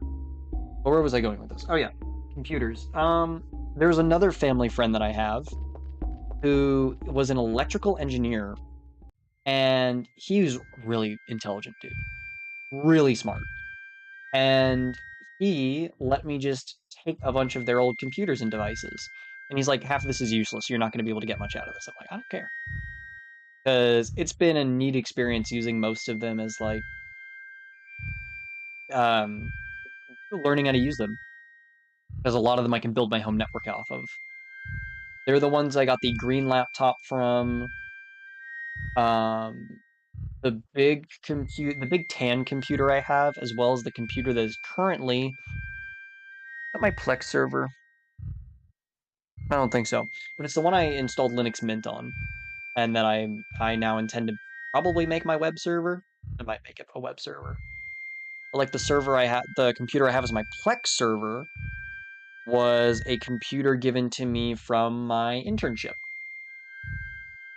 So when I eventually get my Switch, a network Switch, not like a Nintendo Switch, the network Switch that I have, it's a dumb Switch. So it's like there's dumb switches and there's smart switches. Smart switches are you can configure them with like firewalls inside, or if they have a VLAN, which I know that to some people that's gobbledygook, but it just means configuring advanced settings. This is a dumb switch. It's an 8-port switch that doesn't really have any um like it's just for you to connect a network with. It's not something that you can set up as like a firewall or manually configure rules for. But I also have a second router that I got from him, which I intend to connect to my main router to have a private network. So I can have like and I also recently came into possession of an 8 terabyte hard drive, which I intend to like make a family media server or just like a backup server for shit I have. The 8 terabyte hard drive is broken. It currently does not read data. However, it's a learning experience. So I learn how to fix a hard drive. Or, worst case scenario, I don't learn how to fix it and I throw it away. But learning how to fix something is pretty fucking cool. Because then you don't have to be reliant on someone else to fix your own problems. And, best case scenario, you can learn how to fix those problems for other people. especially with all the problems of like planned obsolescence now. Like, yes, this HDD is probably going to be prone to fail, especially since it's already broken and I'd be have to fix it. But you know, if I put like non-essential data on it, I don't really.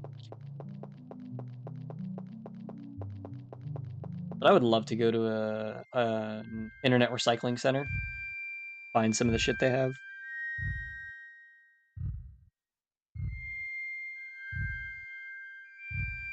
I'd love to get more into tech, but there's so many different paths and so much stuff to learn. It's really intimidating. I know I just have to start somewhere, but still. Yeah, totally. I 100% agree with you. That's why I'm a generalist.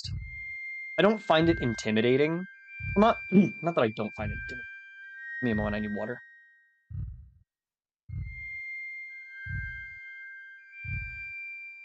I'm gonna give you a little secret. Um, don't pick a path. Now, granted, this advice doesn't work for specialists. Like, I know someone, I've met a lot of people in tech. There was this one guy I met, and he does not have a college degree, and he doesn't really have any certifications. But he is so specialized in what he does that he is very highly paid for it. And he only picked one path. He's not a generalist. He doesn't know everything about well, actually that's not a good example. Like he's not a penetration tester. He doesn't know how to build his own, well actually I don't 100% know this. But as an example, he probably does not know how to build his own malware. He probably does not know how to build his own large language models. He probably doesn't experiment with prompt engineering. Now, you can get into semantics about whether prompt engineering is really computer science or whether it's just fucking stupid. But like, and this was a very smart guy. I'm not saying like, hey, like he's a one-trick pony. I wouldn't say that. He's a very smart guy. From when I spoke to him, and he doesn't really generalize himself with anything. He's a specialist. He does one thing and he does it pretty damn well. And that's not me. I am a generalist to everything. So currently, my internship is largely blue teaming, as well as troubleshooting. I work IT help desk effectively, and I do I do network analysis of the company that I am interning for, and I've been asked to play a penetration tester role. So I've been asked to, and granted, I'll only do it when I feel comfortable with the level of what I'm going to be able to do. But I have been asked by the IT guy, hey, can you try and hack into our system? And of course, I know the system. I know like everything that's on it. I know how locked down it is, policy-wise. But of course, he is not really a penetration tester. He's an IT guy who's been working IT for a long time. This is his specialty. But he doesn't really red team.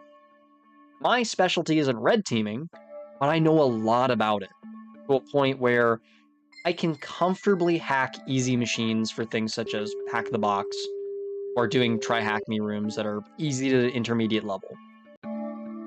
And does that make me a professional? Absolutely not. Am I the best? Hell no. And no one will ever be the best. Everyone is always learning. There's no such thing as a master in computers, because everything is constantly changing. If you were a master 10 years ago, you're an amateur now, because nothing in computers is the same within the same 5 years. Because like artificial intelligence itself, the definition for artificial intelligence has changed so many times in the past 5 years with all the advances we have. Generalizing is great because you can't really only learn one thing. A lot of things are connected with each other in some way. Exactly. So I can go into almost any room as a generalist and understand parts of the conversation while still being able to learn more. I've been able to hold my own in conversations in a field I don't know a lot about, but because I know a lot of fundamentals, or I know a lot specifically in one field, I can understand what they're saying and hold a conversation. For example, going on to another example, there was this penetration tester I met. very smart guy, very friendly, and his whole thing is being a penetration tester. So he focuses on being the penetration tester for his company. So whenever his development team makes a product or something to go launch for their company, it is his job to attack it as much as physically possible. And he then has to tell the team what needs to be fixed and what the vulnerabilities are. So he's very important. But his whole thing is making malware, and his whole thing is like making malware, making viruses, breaking systems, and he's a very cool dude. So I really love learning from him and talking with him because it's so interesting. But at the same company, there's another person who I've met with him. They didn't even know they worked at the same company, or no, I think they did when I was with them, and they work on different sides of the country and they work on completely different things. So he's development team, but he still does a lot of hacking on the side. So like he'll be doing Hack the Box, which is a popular service if you want to have machines that have vulnerabilities and you have to hack into them for competitions. It's like pseudo professional hacking, and he loves Hack the Box to an unhealthy point where his can't remember if it's his wife or his girlfriend will have to like make him eat or make him stop to like do something. It's that, but like it's his passion, and he's pretty good at it. But I don't know how well his like malware making skills are compared to the other guy. But they all just have different skill sets, but they're generalists who, even though they're specialized into one thing, know a lot about a lot of other fields, but they'll be like, yeah, this field I'm not particularly great on. And there's this one guy who I met at a cybersecurity conference. Very, very nice man. And he is very specialized into passwords. Hacking passwords is his thing. And it was so interesting to learn from him because I just know he has the shrimp posture. Actually, no, none of these guys have the shrimp postures. Yeah, no. But they're all like, because, and the thing is, a lot of these people um are pretty well paid because, you know, they specialize and they work for big companies and they're pretty good at what they do, so they have time to be healthy and fix their posture. Oh, my posture is fucking terrible right now. I'm just scrunched in my chair sideways. I don't even know how I'm doing this. But um the guy who I knew passwords cracking probably isn't good at physical security, like physical circuit security or making circuits that do things. However, there was one guy I met at the same conference, at the same table, who was great at custom coding circuits to make them do things. And he showed me all these projects he had. And he got me really inspired to buy Arduino cards and start learning. So that's why I have Arduino cards and the Arduino IED on my desk. Well, not on my desk, on my desktop. But I have the Arduino circuits right here. These are Arduino Nanos with the cables. But I haven't worked on developing them because I don't know how to do it. I don't really have experience, and I've been trying to learn it, but it's a little difficult. Which is why I started with the kits, like the tank and the solar power generator that I have. Neither of which fucking work. I don't know why I can't load the code onto those boards. But I'm learning and I need to troubleshoot. But there's just so many fields you can go into, and I have so much shit in my room in various computer fields. I have shit to build my own network. On my computer, I have virtual machines specifically for red teaming and attacking. I've been learning how to do malware analysis. Sometimes I do OSINT in my free time, where I'll like pick a person and I'll try to find out as much information as I can about them, or I'll try to like steal a bunch of information, then confirm with them that it's correct, so that I can learn that. There's so much you can do in computers. I love it. And I love that I'll never be a master. I will never be a master at any of this. But what I can do is learn all as much as I can. Like currently, I'm holding a research study about artificial intelligence and the psychological effects it has on students. I wish to give this presentation at um, one of the big conferences, but um, I'm still in the data gathering phase. I only have like 130 something responses, and I want more to be able to get a bigger sample size of data.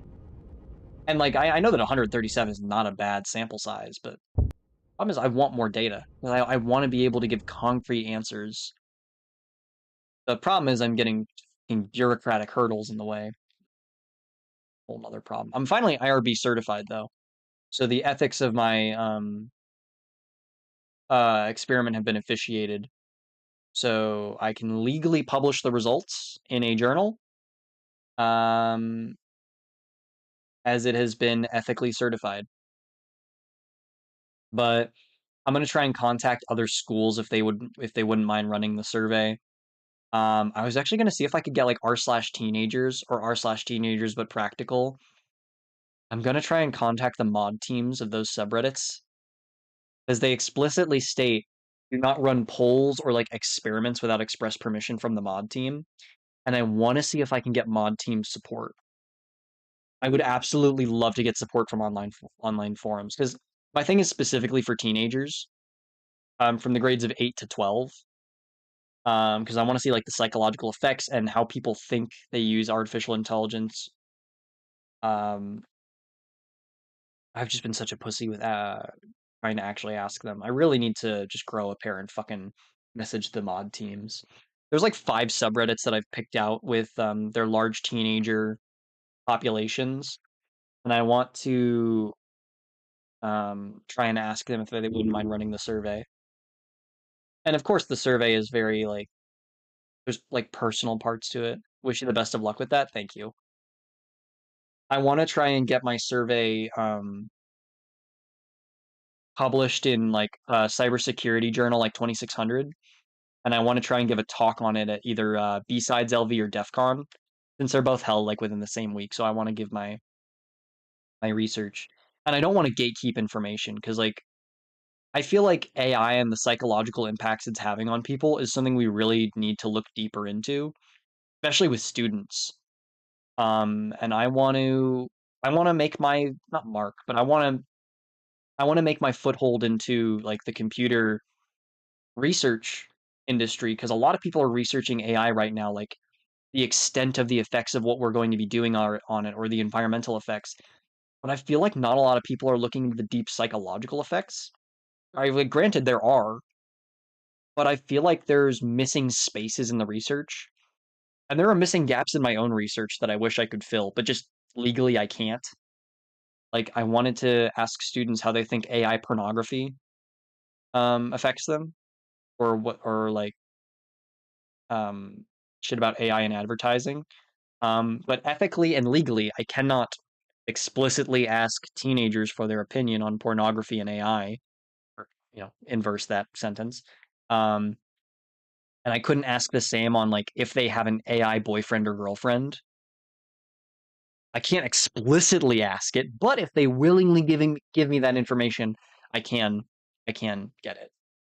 Which is why in my survey I have a lot of written sections where yes, it's pretty much mostly multiple choice, but there are written sections where I ask, you wouldn't mind, would you explain your answer, or would you like to elaborate on your opinion on this? Now I'm gonna be honest, I've gotten super interesting results so far. Like the results are not really what I expected. Not in a lot of regards. Some things are exactly what I expected, but I haven't like written my full hypothesis. I really need to write my research paper when I get all my data. Like my general hypothesis is that a lot of students aren't going to admit because my whole survey is like, will you admit that you've cheated on assignments and stuff? And there's people who I know are going to be like, bait, I haven't cheated, which fucking yes, you have. Um, like I know there's people who don't trust the survey and are like, oh, the school is just trying to track me and find out who cheated. And I had to like go up to people and say, I'm the one running the survey. None of this information is going to the school. Please give me your honest answers. I don't give a fuck if you're cheating. I don't give a fuck if you've AI'd your entire like English class. I don't care. It's not my job to care. What my job is to do is to get the information and see what it's really having an effect on. That's, in my opinion, what my job is. Like, I could give less of a shit if these people are cheating on their assignments. I could give less of a shit the impacts that AI is actually having on them. What I care about is being able to look at this information and see how we can actually better the future and change the trajectory that what I sadly think is happening. Because in my personal opinion, AI is leading to people losing relationships. Isn't an anonymous survey? Technically, no. The only thing I say it's an anonymous survey because really your personal information is not like I don't track your personal information. I don't track your the only thing that it tracks is your email. But the only reason I have that is to prevent spam and like joke answers. So like your email is tied to your answer. But the thing is, that's not going to be published. The results will be published, but all personal information will be scrubbed from the data set. Legally, I have to do that, but like, I was going to do that anyway. Because I want the results to be public about how people really feel about AI and how they feel they use it. And I want to look at the actual implications that this will have. Because there's people who gave me really personal responses. And of course, I'm going to scrub a lot of the personal information out of them. And then there's people who gave me joke responses, but I know who they are. So like, the one I ran in school, because it's going to be a separate survey just to divide the results so that it's not like mixed with outside influence. Survey I did specifically at the school. Like I tracked everyone's email just to make sure they're all using school emails so I can tie who to who. And that's only for my own personal viewing, so no one else can see this. But like I'll see who made the joke answers. So I'll be like, okay, obviously this kid is just fucking with me. And I'll be like, okay, this looks like a joke answer, but based on the person who's giving it, I think this is real.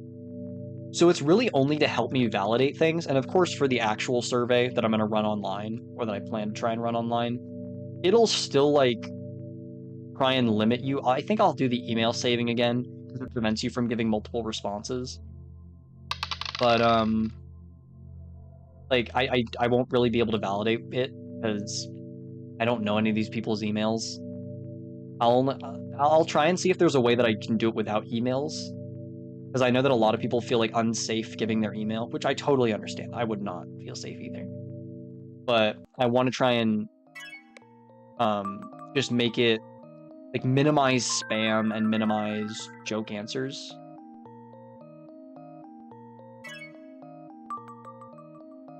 But yes, it's anonymous for the purposes of your data will not be given to the school.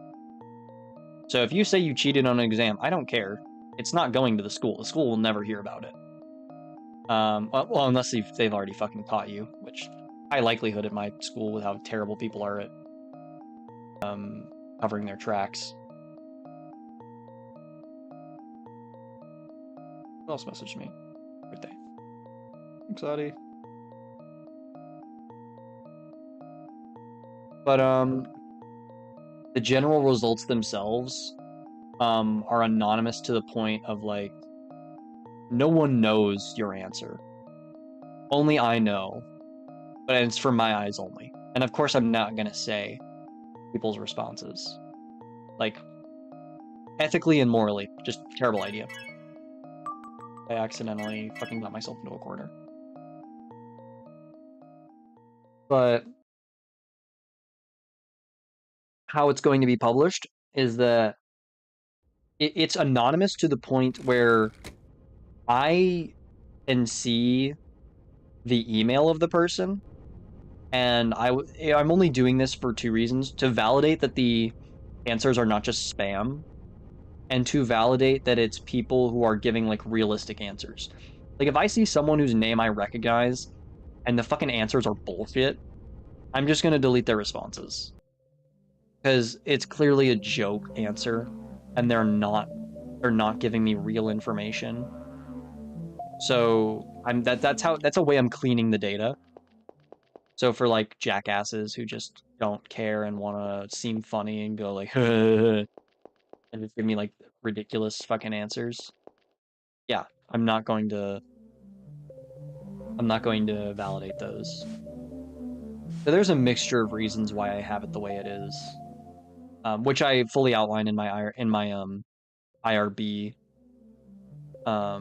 proposal. So it's not like any of this is secret information that no one's supposed to know.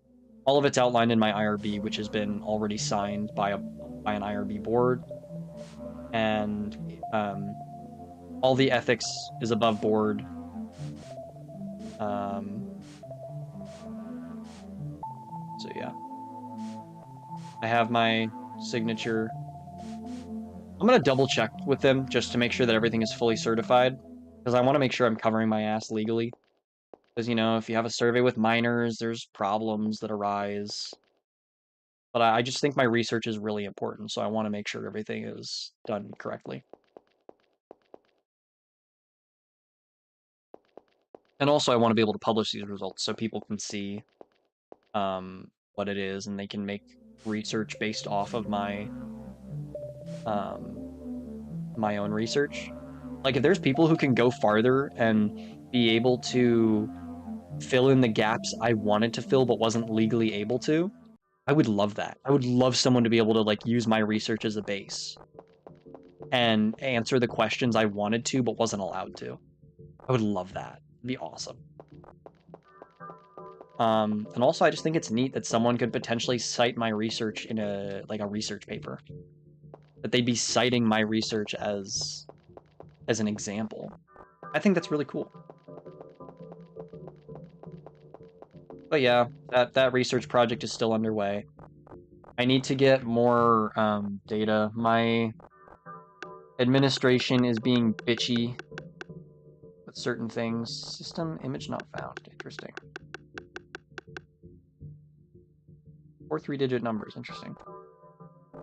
Probably a code you can solve, or it's just random bullshit. I don't really feel like taking the time to try and solve it though. But yeah. So hopefully I'll be able to finish that research project before the next DEF CON and submit it as a proposal for a talk. Same with B-Sides. I would love to give the talk at B-Sides and DEF CON.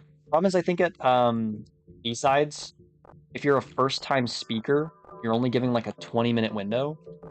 And with my research, I feel like I could really fill longer than that. Because I'm very comfortable with public speaking compared to a lot of people I've seen talk at those conferences.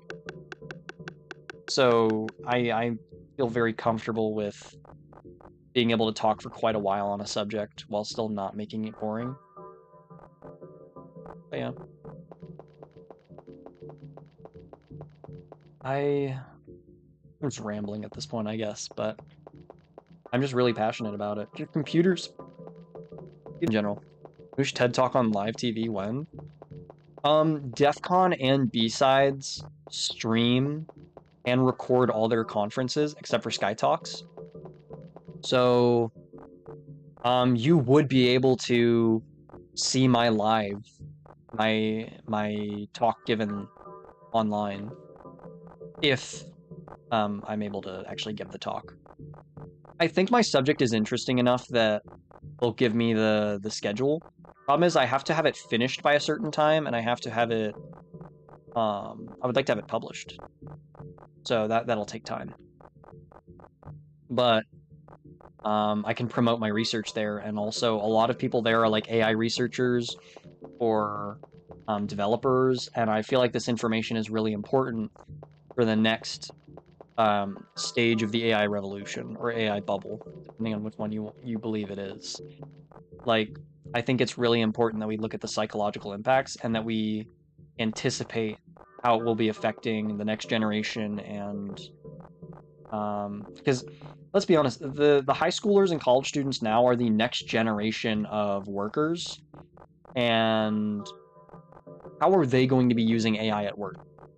Because like if you look at r slash programming humor, there are so many posts of people just getting super angry at their employees, not their employees, but at the people they have to fix shit for.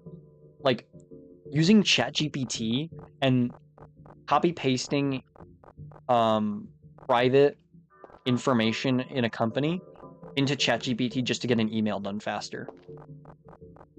Like, do you know how big of a security issue that is? But do you also know how lacking of critical thinking that is? Just one, the lack of critical thinking to write a like a in 5 sentence email. That does not take that long. Um, the people skills that it requires to read and write an email, and then the critical thinking skills to realize maybe I shouldn't put confidential email into a large language model. Like, that is so fucking stupid on so many levels. But this really is going to be an era of people who can't critically think without AI. I wholly believe that. Because I genuinely met people. AI can't do working time fraud like I do. Yeah. Like, AI is already the next generation of scams and phishing links. And we are the next generation that is being, like, reliant on AI. There are people who can't do basic life skills without AI. Like, really basic things. And they are just blindly listening to AI. It scares me. But I hope that my research can be an example of maybe what's happening and what we can do to fix it. I want to offer solutions. I don't think I have any concrete ones yet, but it's a problem that I want fixed. And I want to, because like a lot of AI researchers right now are people in their 20s or 30s. They're not students anymore. A lot of them aren't anyway. A lot of the CEOs especially aren't high school students. They're building the tools. They're not the ones having it used and using it to influence the next, not using it, but having it influence the next generation of humans. Like, this isn't an America specific. Okay, maybe the fucking lack of critical thinking is an America specific problem, but this isn't like the United States specific. This is happening everywhere. AI is becoming ridiculously included in everything. And it's causing real world damage. But who knows? Who knows?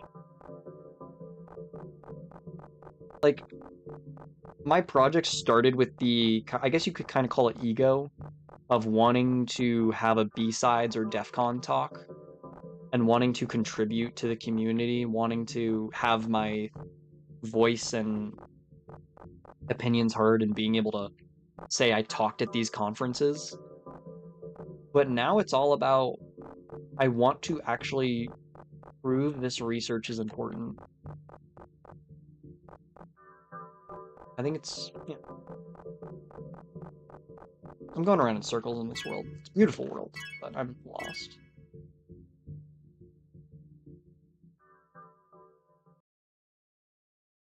And I know B-sides and DEF CON people are fucking, oh, excuse me. They're fucking tired about hearing about AI. But I really think that we need to keep having these discussions. And I think that enough people aren't talking about the subject that I'm looking at, where I think people will be interested in it and think it's important. At least some people. But yeah. I might actually consider putting the research survey on my channel as well. The problem is that not a lot of people like interact with posts, and I can't really guarantee that questions will be filtered correctly. But I don't know.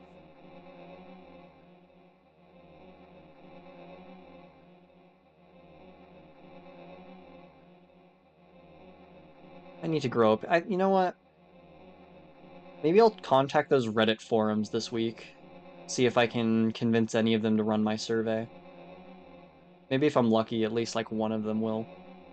Problem is I'm not very active in those communities. Like I look at posts, I'll like upvote stuff because, and of course I use Reddit. I'm a computer person. You know how many computer problems are solved with Reddit? Just like looking at old forums. But I also like r slash programming humor and r slash home lab. There's a lot of cool subreddits about computer stuff. But I want to see if I can get more teenagers, like r slash teenagers, r slash teenagers for practical.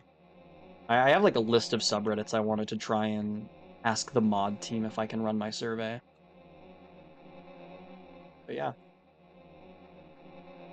I don't really know what other avenues I can go through to get more teenage responses. Because I want to look at current teenagers specifically. Because, you know, as I've said, it's the next generation. It's like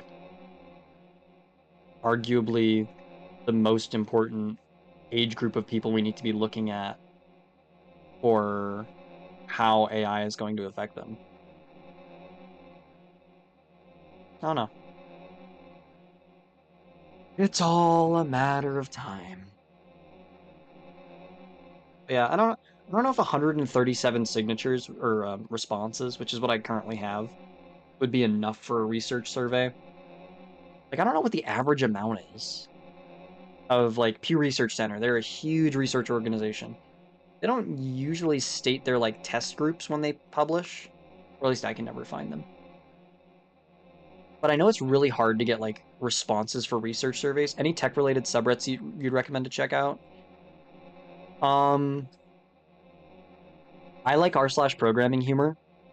Even though it's just memes of IT people complaining about others or languages, you can actually kind of learn things through them because there's a lot of people in comments who will like just talk about themselves or their field and teach things. Um, r slash home lab is really cool because it's full of people making their own home labs of servers and shit and making their own networks, like making their own Pi clusters and stuff. R slash programming, I think I'm part of that one. It's had a lot of people showing off projects. Um, there's a ton of like computer related subreddits that are just these niche communities of development of certain things. Like I'm pretty sure there's an Arduino sub community. There's a soldering sub community where they talk about like shit they make and show off like bad solder jobs and good solder jobs. Um, so many cool projects people make.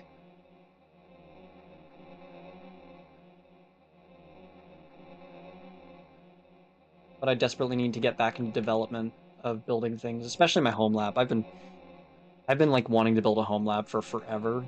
Well, and I've like now I have the resources to do it. I just haven't gotten my ass into gear. Well, I haven't had the Wi-Fi to do it for a while. Now I do, and my Wi-Fi's been pretty stable. So I want to try and add a wireless bridge onto it to connect, you know, my router and the spare router I have so I can have a separate network. It'll teach me how to build a network, how to secure a network. Because I already help managing a network right now. I see how they secure it. I see the physical firewall. I see the physical fucking modems and shit, switches and blocks and all that. All really cool. I enjoy it.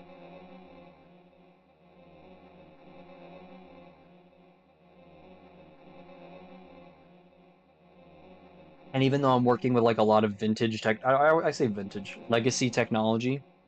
Like I have a computer in my closet right now that we're pretty sure has like barely any functioning parts. But I really want to do a stream where like I dissect it and try and fix it. The only problem is I have no idea what parts I need for it. My typewriter, I need to get an ink cartridge and I want to get a wheel that allows me to type in cursive because I think that'd be funny as shit to give written letters of cursive. Um, yeah, I've been reading that code breaking book, of course, learning at things. What are we playing on this fine day? We're playing Yume Tuki, the Yume Nikki fan project.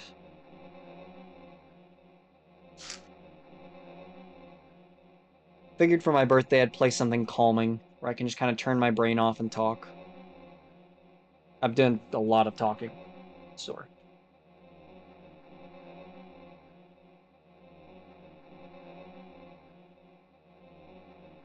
This. Oh,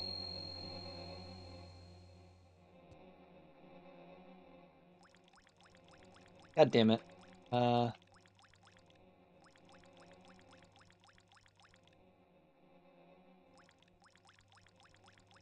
I can't see shit. Never heard of either. What are they slash what are they about? Yume Nikki is Japanese for Dream Diary.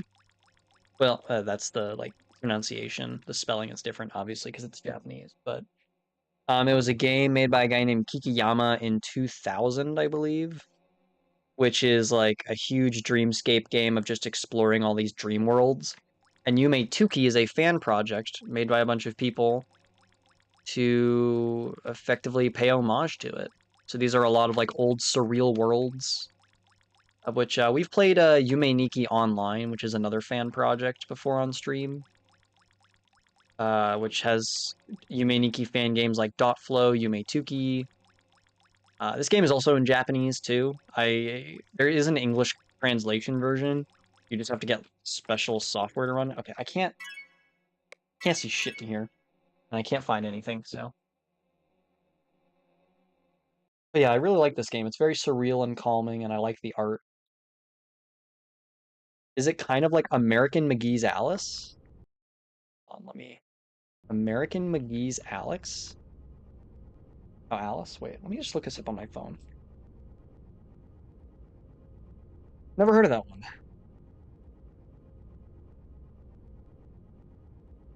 American McGee's. Oh, the Alice series. Yes, I have heard of these actually. I didn't know the person who made it was called American McGee. But yeah, I've seen these games before. I don't know very much about them. But Yume Nikki is more kind of like a walking simulator, Dreamland, where you kind of go through these worlds that have been created and you can uncover puzzles and shit. But it's a lot of just kind of soothing walking. Such a good game, you might have heard of the sequel. Um, it's like Alice with a Chainsaw or something. I feel like I know the sequel. I feel like I know what you're talking about.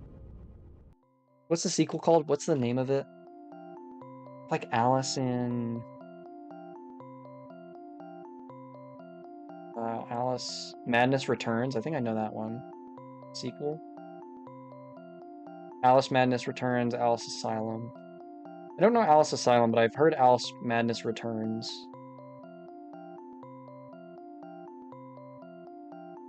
Yeah, I've heard of it. They were classic console games from what I remember.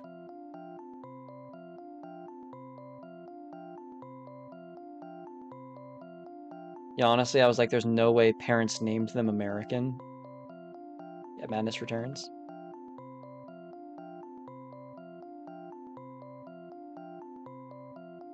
There's something soothing about these weird, surreal worlds that, like, Yume Nikki fan games are just known for. I enjoy them. I don't know what I enjoy about being in, like, a weird world. That must mean I need a mini power for that. We haven't gotten a lot of effects in this game. I haven't been focusing on finding them. I should. There's obviously guides, but what's the fun in that? Okay, yeah, I do need a mini power for this.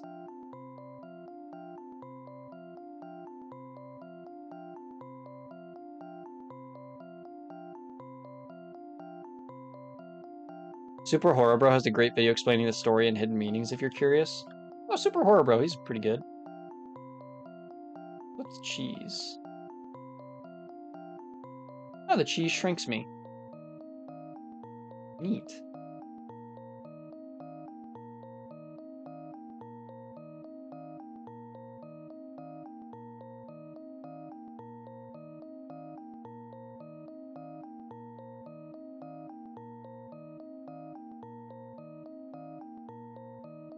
This is enjoyable.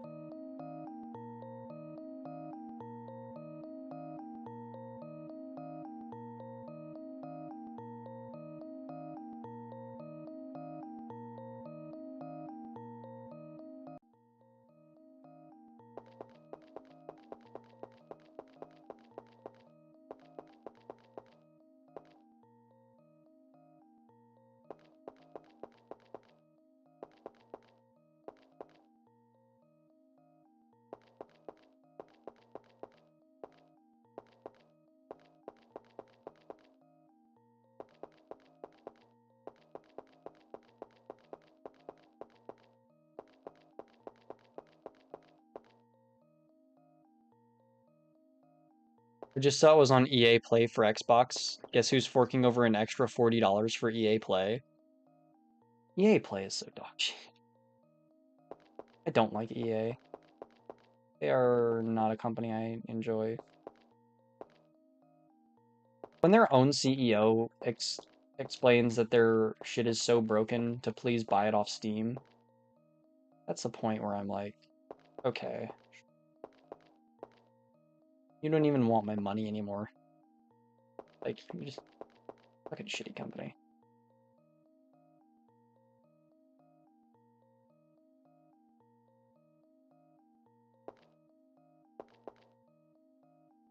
I have no idea what to do here.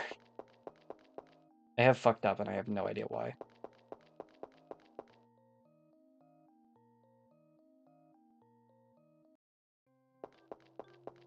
It's different.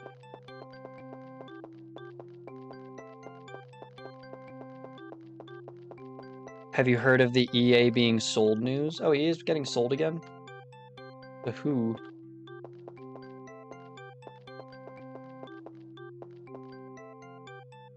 Neither do I, but it's the easiest way I can get the game due to me not having Steam. What do you mean, not having Steam? It's... Oh, well, I guess it's on Xbox, so... You, like... You have a computer, Steam is free. But I understand if you don't have a computer, you don't really have a lot of options.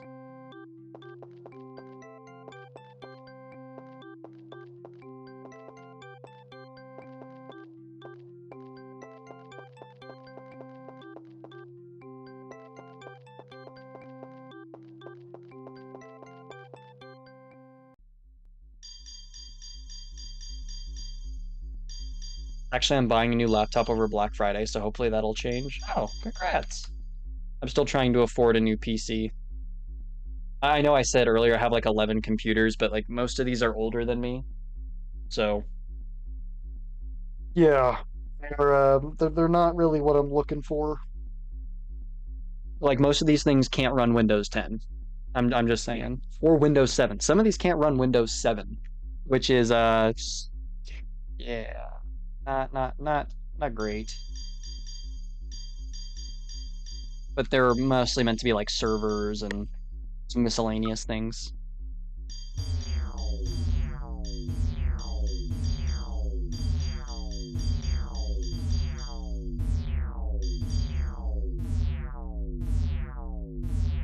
I think I've created an excess amount of clones.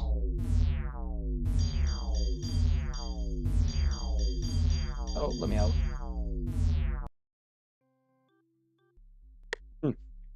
Yeah, the one I'm using right now doesn't exactly belong to me, so that's why I'm buying a new one with my own money. Oh, okay. Yeah, trying to buy a new one with my own money too. Currently, I'm at $1,200 mark, and I'm debating whether I make it or buy it. Because the thing is, I can get a pretty good PC if I just buy one. Problem is, buying one is way more expensive. But also, building one isn't exactly cheap right now because of, you know, tariffs and overpricing of shit. Because, yeah. I need this, and I did it again. Didn't mean to push that one.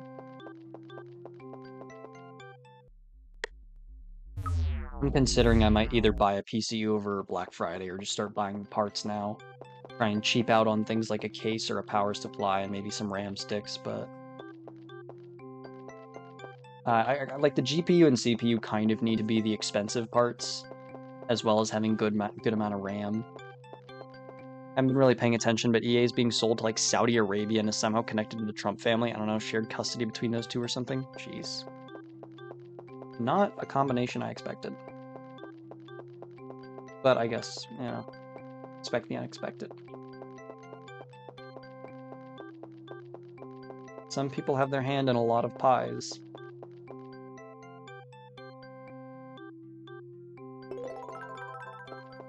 Oh, I'm a boy again. Oh, I'm huge now.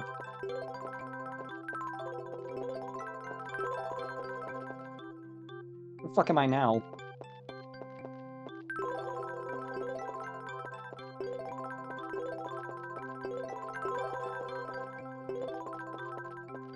Okay, I guess I'm that now.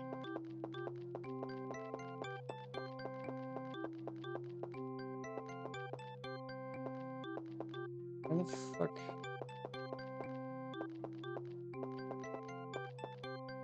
Alright, whatever. But yeah, it's all fucky right now. My goal was originally around a little over $2,000 because I wanted to get a Framework PC. Because Framework is just a really cool company idea. Problem is that PC I designed is like I just got I picked all the parts that are like, you know, they're like quality parts because want the computer to last quite a long time. I don't want it to really be outdated in a couple of years. Problem is that framework stuff, while modular, is not. Most of it's custom, I believe, so a little problem with that. I like my laptop, but there's always some little thing that's making me frustrated. My laptop is fine, it's just underpowered. Like, it has an MX550 NVIDIA with a decent CPU core, but like, I can't play most of the games my friends play. And my friends don't have like super high-end PCs. They have like decent PCs, but I also want to do things like game development and more hacking, which requires more CPU power and stuff like that, which, ugh. If my dreams were a playable experience, I would make bank off the weirdness. Just make a game. Like that Anne game we played a while back, that was made by an artist called Wrong Wrong from Indonesia. Their experience with game development was zero, but they made a game, and it was pretty good just because they're an artist. So you can get pretty far with not knowing a lot about game development specifically.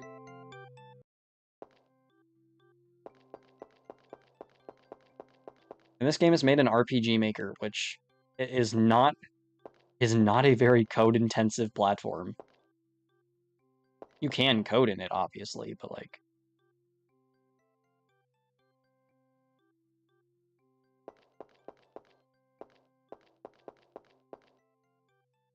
oh, what do you mean I can't push two at the same time?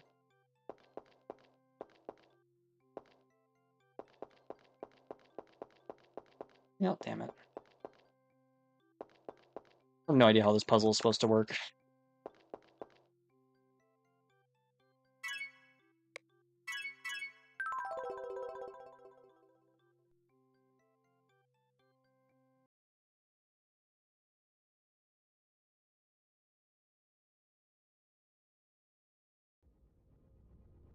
I think everyone should make at least one weird little RPG Maker game in their life. Yeah, that's why I want to make an RPG Maker game, but I also want to learn SFM and other software and Hammer Editor and Source. Ugh. One of my favorite to recount was set in some weird kind of state fairground, and to simplify the plot down to the core, there was a strange mass singer live stream with the digital audience. So Miku. Go this one. Oh wait, we've been to this one already.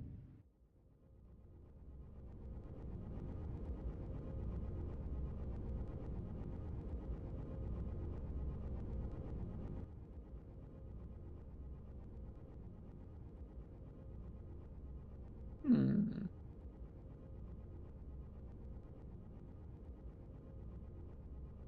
Interesting. Never been in this door before.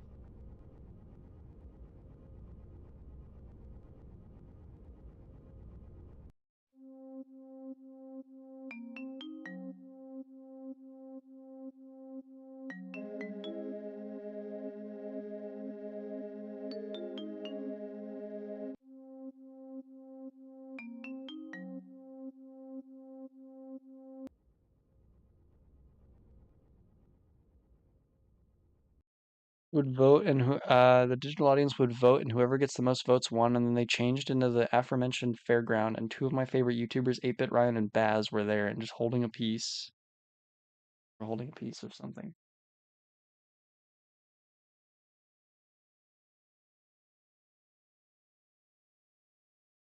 Piece of bok choy until Baz punched me in the chest because I wouldn't give it to him.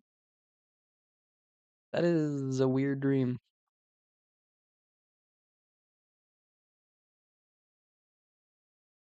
I don't know how visible it is on the stream of this dark room,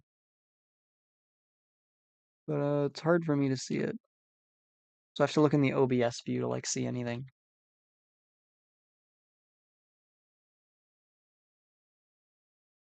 Hmm.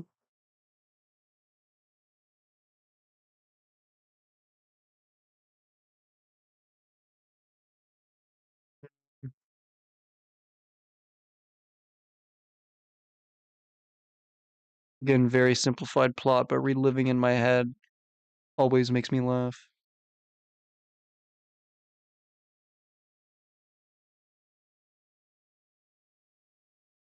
Hmm. Nothing there.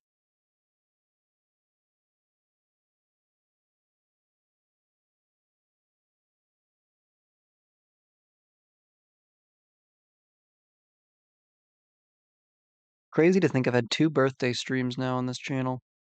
Feels so weird.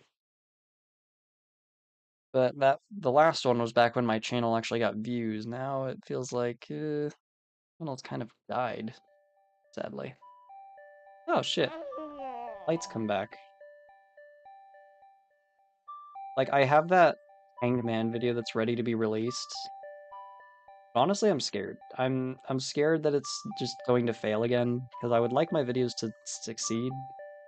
I just want people to watch them, but feels like I fucked up the algorithm somehow. I like writing down my dreams, but I often have dreamless sleeps or they're just boring.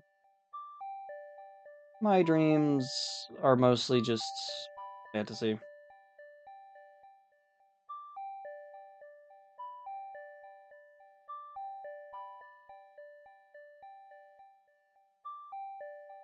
You never remember how a dream starts? Mine, I usually remember how they start.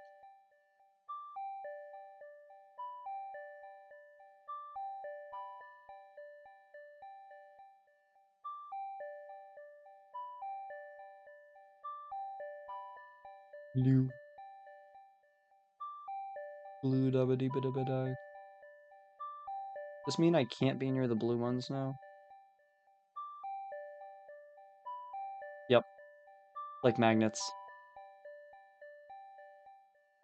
I watched Inception a few weeks ago and bro, oh my goodness. This is what we call peak cinema. It's such an artistic masterpiece.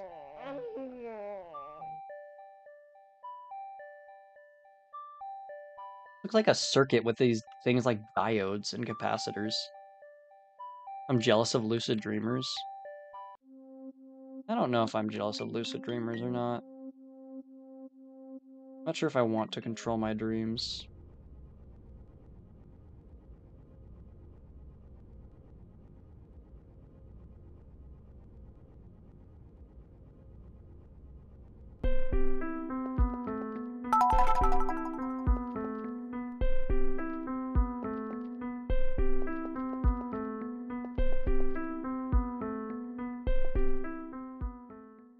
Honestly, playing this game is making me sleepy with how peaceful some of the scenes are.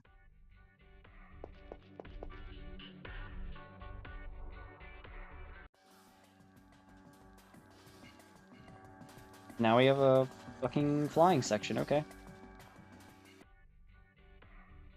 But what? No, I want to go back to it.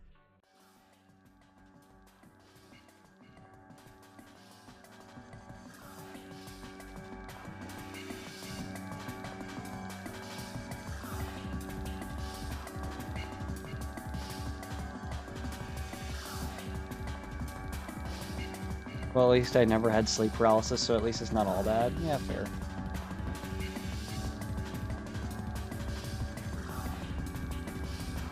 Honestly, this is just kind of peaceful to watch. I don't know why. It's like making me sleepy. I used to lucid dream mostly on reoccurring dreams. The last one I remember having ended in me trying to warn my mom and my friend's mom to get their kids off the playground because I had something. I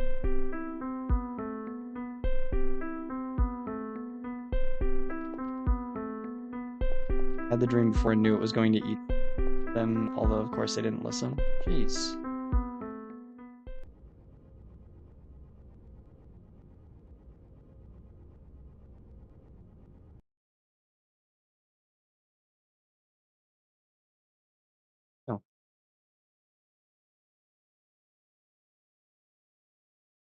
Hey, I didn't even tell them it was my birthday today. How'd they? Hmm, whatever. Friend just wished me happy birthday. I remember telling, well, my birthday's not today. It was yesterday. I just didn't feel like streaming yesterday. I volunteered at an event and I got really tired and I was like, yeah, I'll just sleep in the rest of the day. They would have loved you in ancient times. Yeah. You're still not getting shawarma. Oh, fuck you. Fuck you. Um, yeah, probably Audie would have just said that the rain dance would have fucking um ended before they got eaten, but it still frustrates me how people in my dreams never listen to me when I warn them about imminent danger.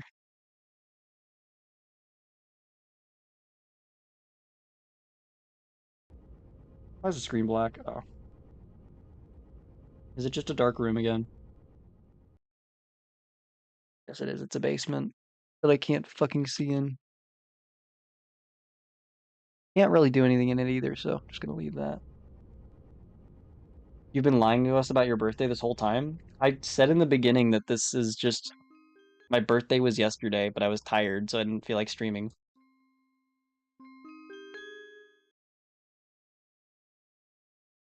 I've been pretty open that my birthday was yesterday, where some Godzilla creature was actively ravaging the city like 500 feet away from us, and my dad was still like, nah, it's fine.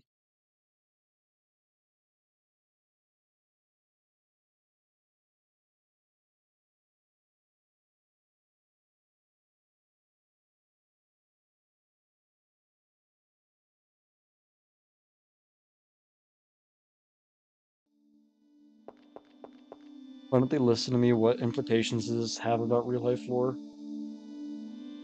Who knows?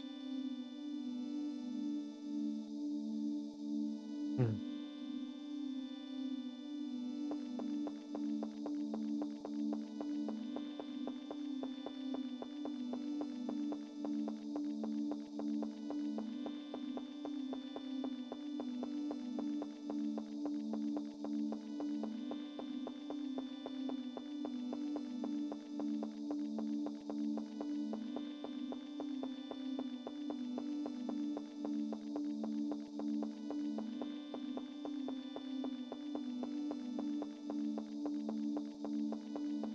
See, I don't even know what's so peaceful about this.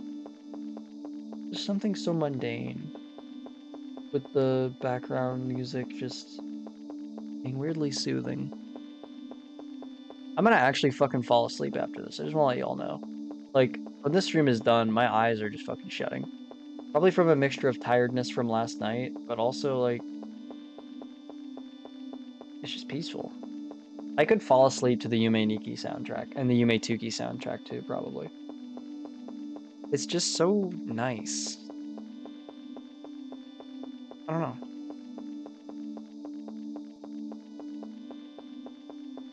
Like, there's a lot of games like that where just listening to their ambience, I can just drift off. Like Sea of Thieves, just sitting on the boat and fishing. Like that ambience for 6 hours, that'd be nice. Even Minecraft ambience, just sitting there, listening to like the old C418 ambience. Just even like Mice on Mars or fucking really anything from C418, honestly.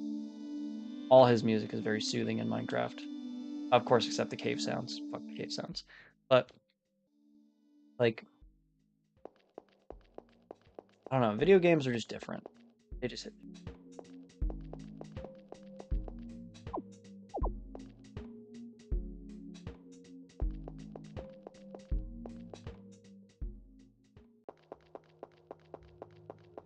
And these areas are just so fucking beautiful. I just want to say that.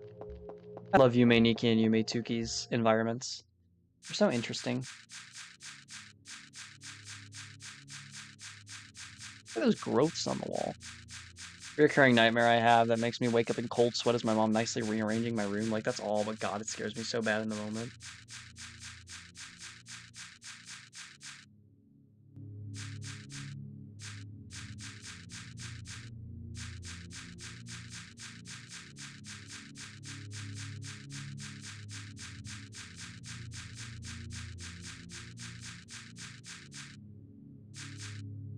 I also looked up the meaning of disgusting bathrooms in dreams because there's one that's shown up in my any dream with a big map, if you will, for like a decade. Weird.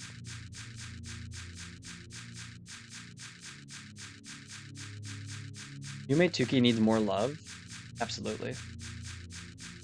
I want to make a video essay on Yume Tuki. This would be nice. Like, Yume Nikki as well, because I've finished Yume Nikki and I've gotten the ending for it. And I did a video on Yume Nikki Dream Diary, but that one didn't get a lot of views.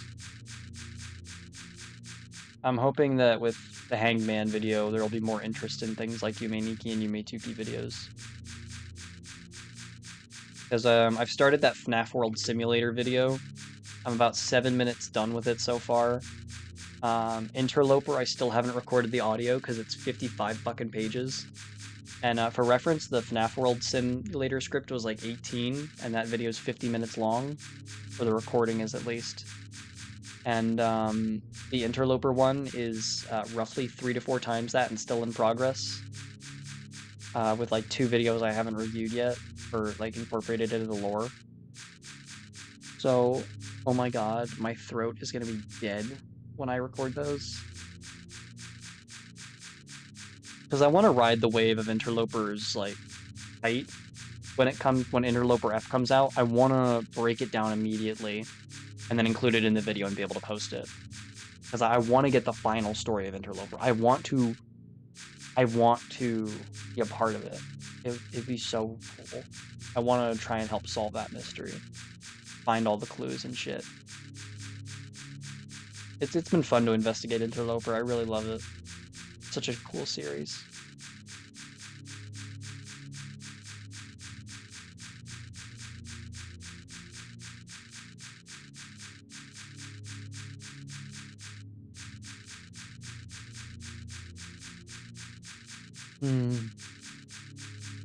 So nice.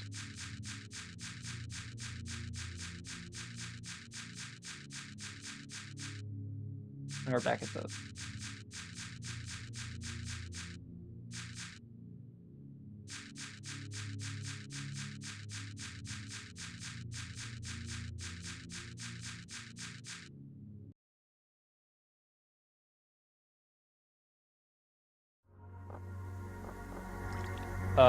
where am I?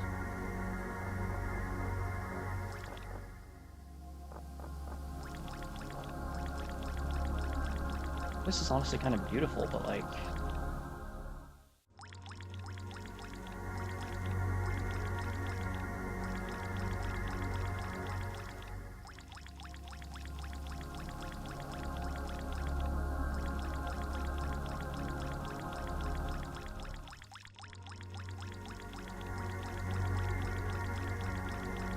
This reminds me of like the sand dune area from Yume Nikki Dream Diary.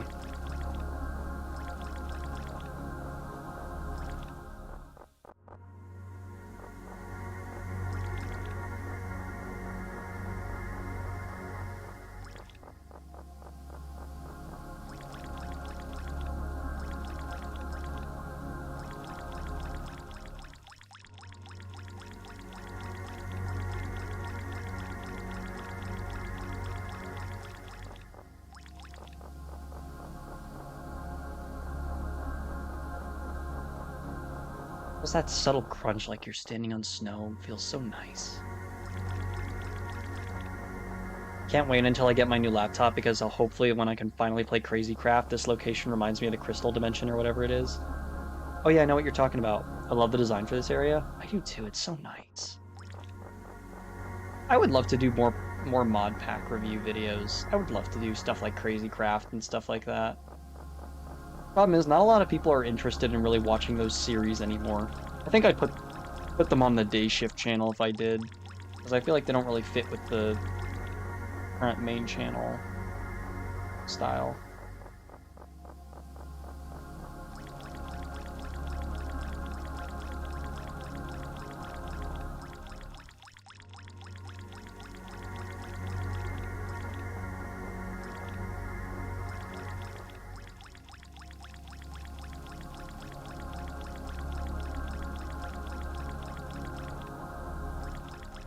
I am? Alright. not everyone is really interested in watching those videos still. I really like on this channel, there's really old videos of just a casual playthrough of Kinda Crazy Craft because my computer can't run the full Crazy Craft mod pack. And while I enjoyed doing those videos, there's just not a big audience for it. Like, not a lot of people really enjoy watching those videos. Like, they like the hyper edited new style of Minecraft content. Minecraft mod videos even have been kind of losing steam. People are just kind of losing interest. Especially with how much fucking AI slop there is on YouTube and how much, I would even say Minecraft is just getting slopped. I watched Think Noodle's 70 plus episode Crazy Craft series numerous times. It's made me want to play it. It was a big part of my childhood. Honestly, same for me, except instead of Think Noodles, I watched Dan TDM. So the same series, but from his perspective. That was what got me super interested in Crazy Craft. And that's what made me really want to play it. Him and Thanks Sia.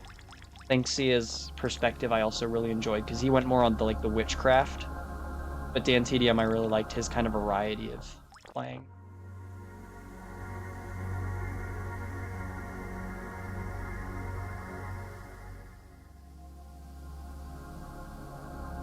With Subway servers and slime videos in corner and boom views. Yeah.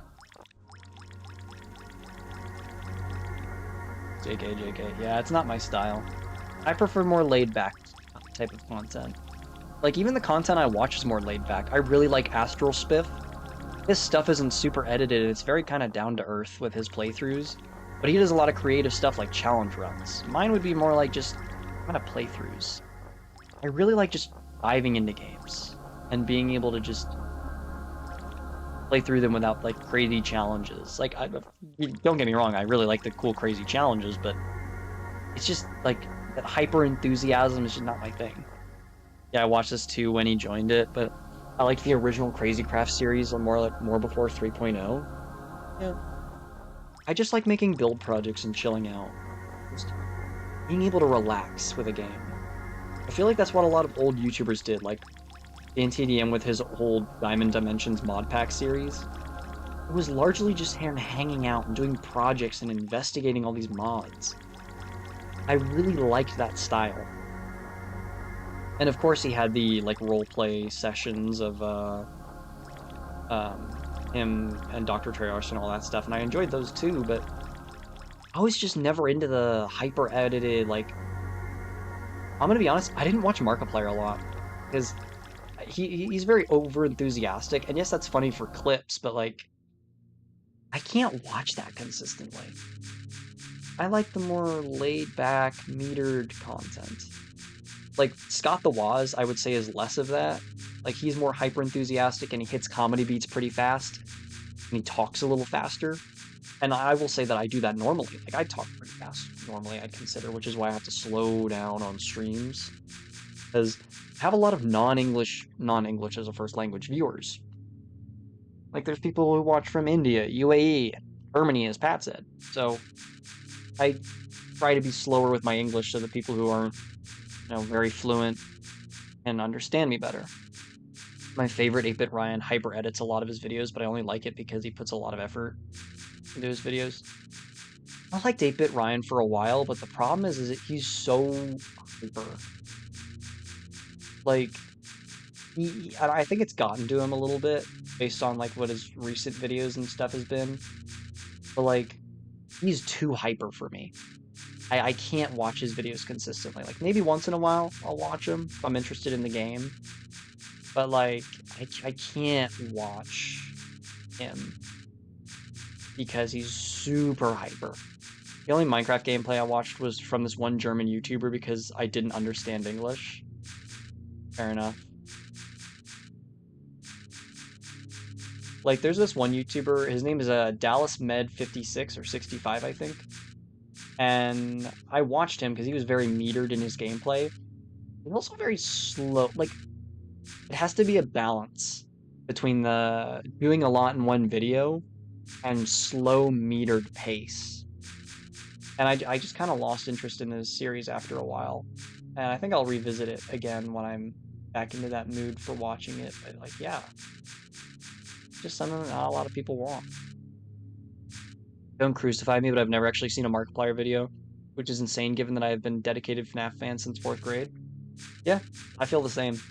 I haven't watched a lot of Markiplier's videos just because I'm not into that style.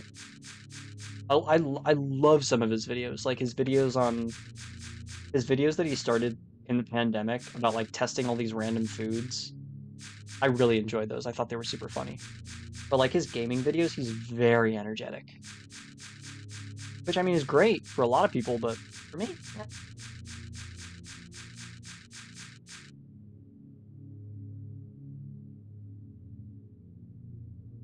Like retro gaming now, he has a very metered tone of speaking.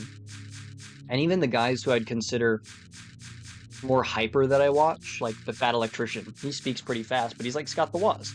He doesn't hyper edits. And as fast as he speaks, it's on something that I'm just like hyper interested in. It's not something I put on to relax. It's something I put on because I want to learn whatever the fuck crazy thing he's explaining now. He'll be like, hey, we're talking about the chicken tax, which is... And he talks pretty fast. And he speaks at a specific BPM, which I find so funny. Yeah, I can't watch Ryan all the time, but usually it's very enjoyable as I can be a very high energy person when I'm not socially drained. A few weeks ago, I went on a nostalgia trip to rewatch all my favorite Dance TDM videos and series. It was really good. Yeah, I occasionally go on those nostalgia trips where I watch old Dance TDM mod reviews or things like that. I enjoy it. Love RGN so much. His narration is peak. Yeah, absolutely. He's definitely an inspiration on how I do my ARG videos. Him and like Nightmind, I think, are some big inspirations on this, on just the way I conduct myself when I do those videos.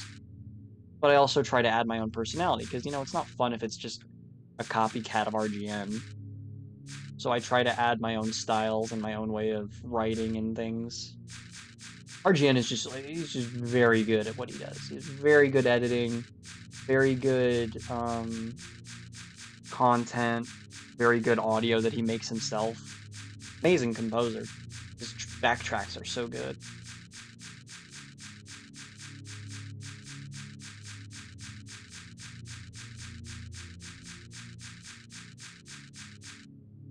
What is this?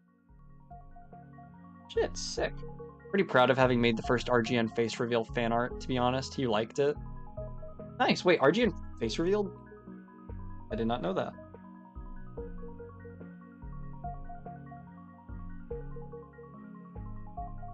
But honestly, your fan art is good.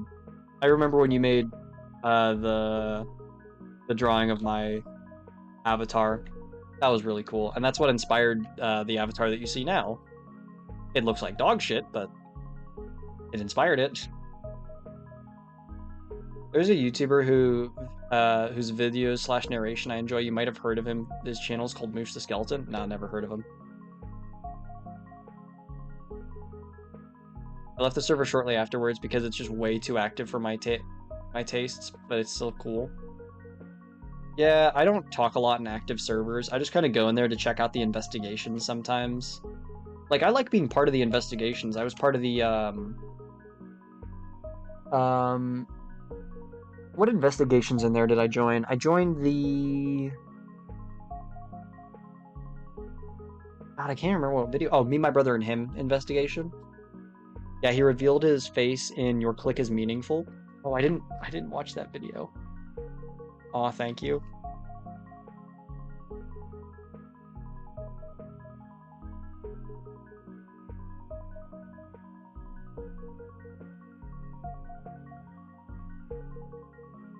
Yeah, I really liked your fan art.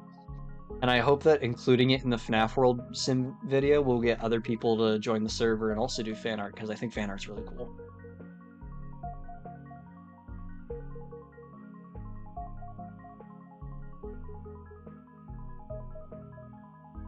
Super good, you should watch it. Yeah, I will.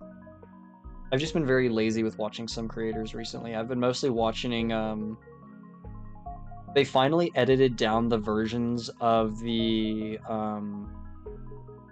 last DEF CON conference. So I've been catching up on a lot of the talks that I wasn't able to go to in person. I'm so bad at being part of servers, doesn't even matter if it's a big or tiny server. Fair. Right now, I actually watched With the game on pause, we are watching RGN. No, copyright issues. I'll watch it later. Yeah, I'll watch it eventually, not later today. I'm gonna be probably watching more like game hacking stuff. Like most of the content I watch, I'd say, is probably just learning shit. Like it's almost all informative. I don't really watch many game playthroughs except for like Astral Spiff. I should make a finished FNAF World sim art. Yeah, the video's almost done. Well, not almost done. It's gonna take a while. I still need to edit it and make the thumbnail, which is gonna be a pain in the ass. Thumbnails are the worst part of fucking making a video. I hate making thumbnails. I can never make them look such dog shit.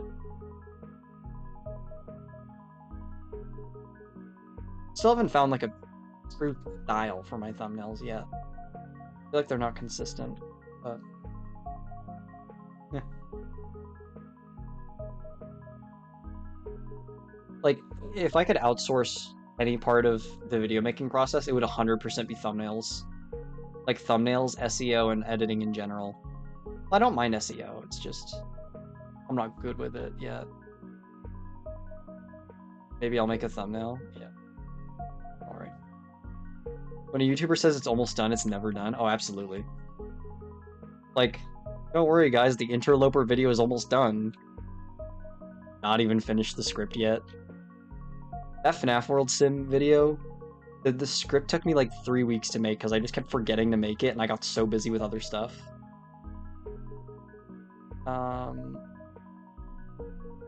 But yeah, the FNAF World Sim video, currently its editing is at 7 minutes. Problem is that I have to edit down about 17 hours of footage into a 50-minute audio that I then have to cut. And then I have to add backtracking audio, and then I have to make thumbnail, and then I have to make all the SEO shit to make sure that it'll actually get seen by people. That's a pain in the ass. But it's always worth it in the end. I really like how my videos turn out usually. Or I can't really say that. I think they're enjoyable. Are they the best I could make? I don't think so, but I also don't know how to improve them. Like, I don't really like to hyper edit, and I don't think they need any stronger editing, because like the videos I watch and enjoy, I don't really like the super crazy edits. Like RGN and Sagan Hawks are fucking incredible with their editing. The thing is, I just don't like. I could watch a Sagan Hawks video and he does not need that crazy editing, and I would still love it. But it's what makes Sagan Hawks and RGN so unique. It's what it does.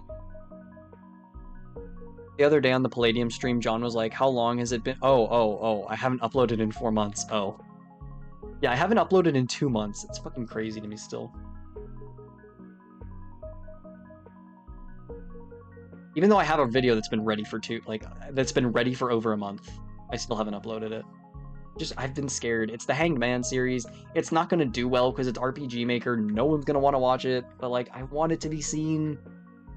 Ugh, I'm in that constant battle every day. When I finish the FNAF World Sim video, I'll publish. When I'm almost done with it, I'll publish the Hanged Man video.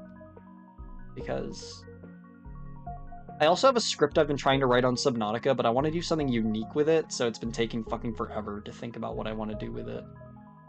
I want to look at like the psychological horror elements of Subnautica and break it down. But I mean, girl, it's done, just post it. I mean, yeah, but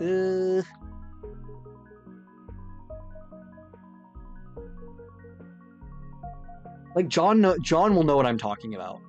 John, as a creator, will know exactly what I mean by like, it's done, but is it? I feel like he would know exactly how I feel.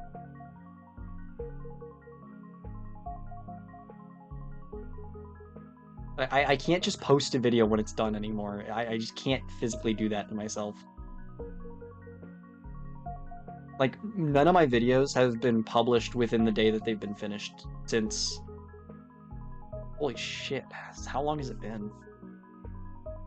Over a year at least. Like the Me, My Brother, and Him video, that didn't get published until after a couple days since I made the, like the Andrew Game 722 video.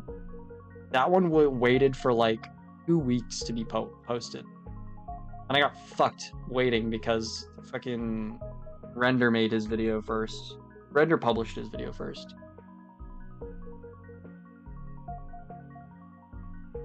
I had finished mine in advance, but I was like I was just being a fucking pussy when it came to actually finishing it. And I didn't even finish it. Because the series is still continuing and I still haven't fucking... It'll remain unfinished for a while. But like since then, I've done ARGs and like they're not doing as well as they used to, and it's like, I guess my channel is kind of in that dead phase. And I would like to get it out of that phase, but I don't know how. I need to find something to resurrect it.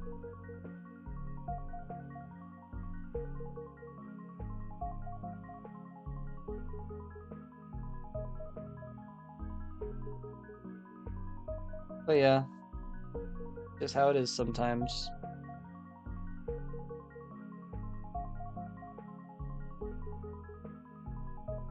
Alright. Oh wow, we're at the 3-hour mark.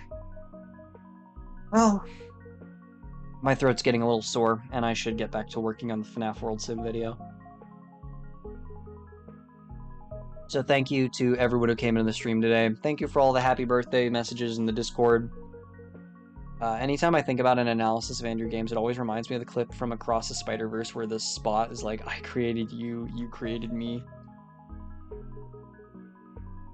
But thank you for everyone who stayed in the streams, and then happy birthday. Hopefully, streams will be working soon since it worked this time and didn't get fucked up. It seemed like the ARG is up in the video for the ARG. Yeah. But comments, criticisms, and suggestions are always welcome. Been me, Mush. Join the Discord if you want to come and say hi. And check out some videos after this. Been me, Mush. See you later. Arrivederci.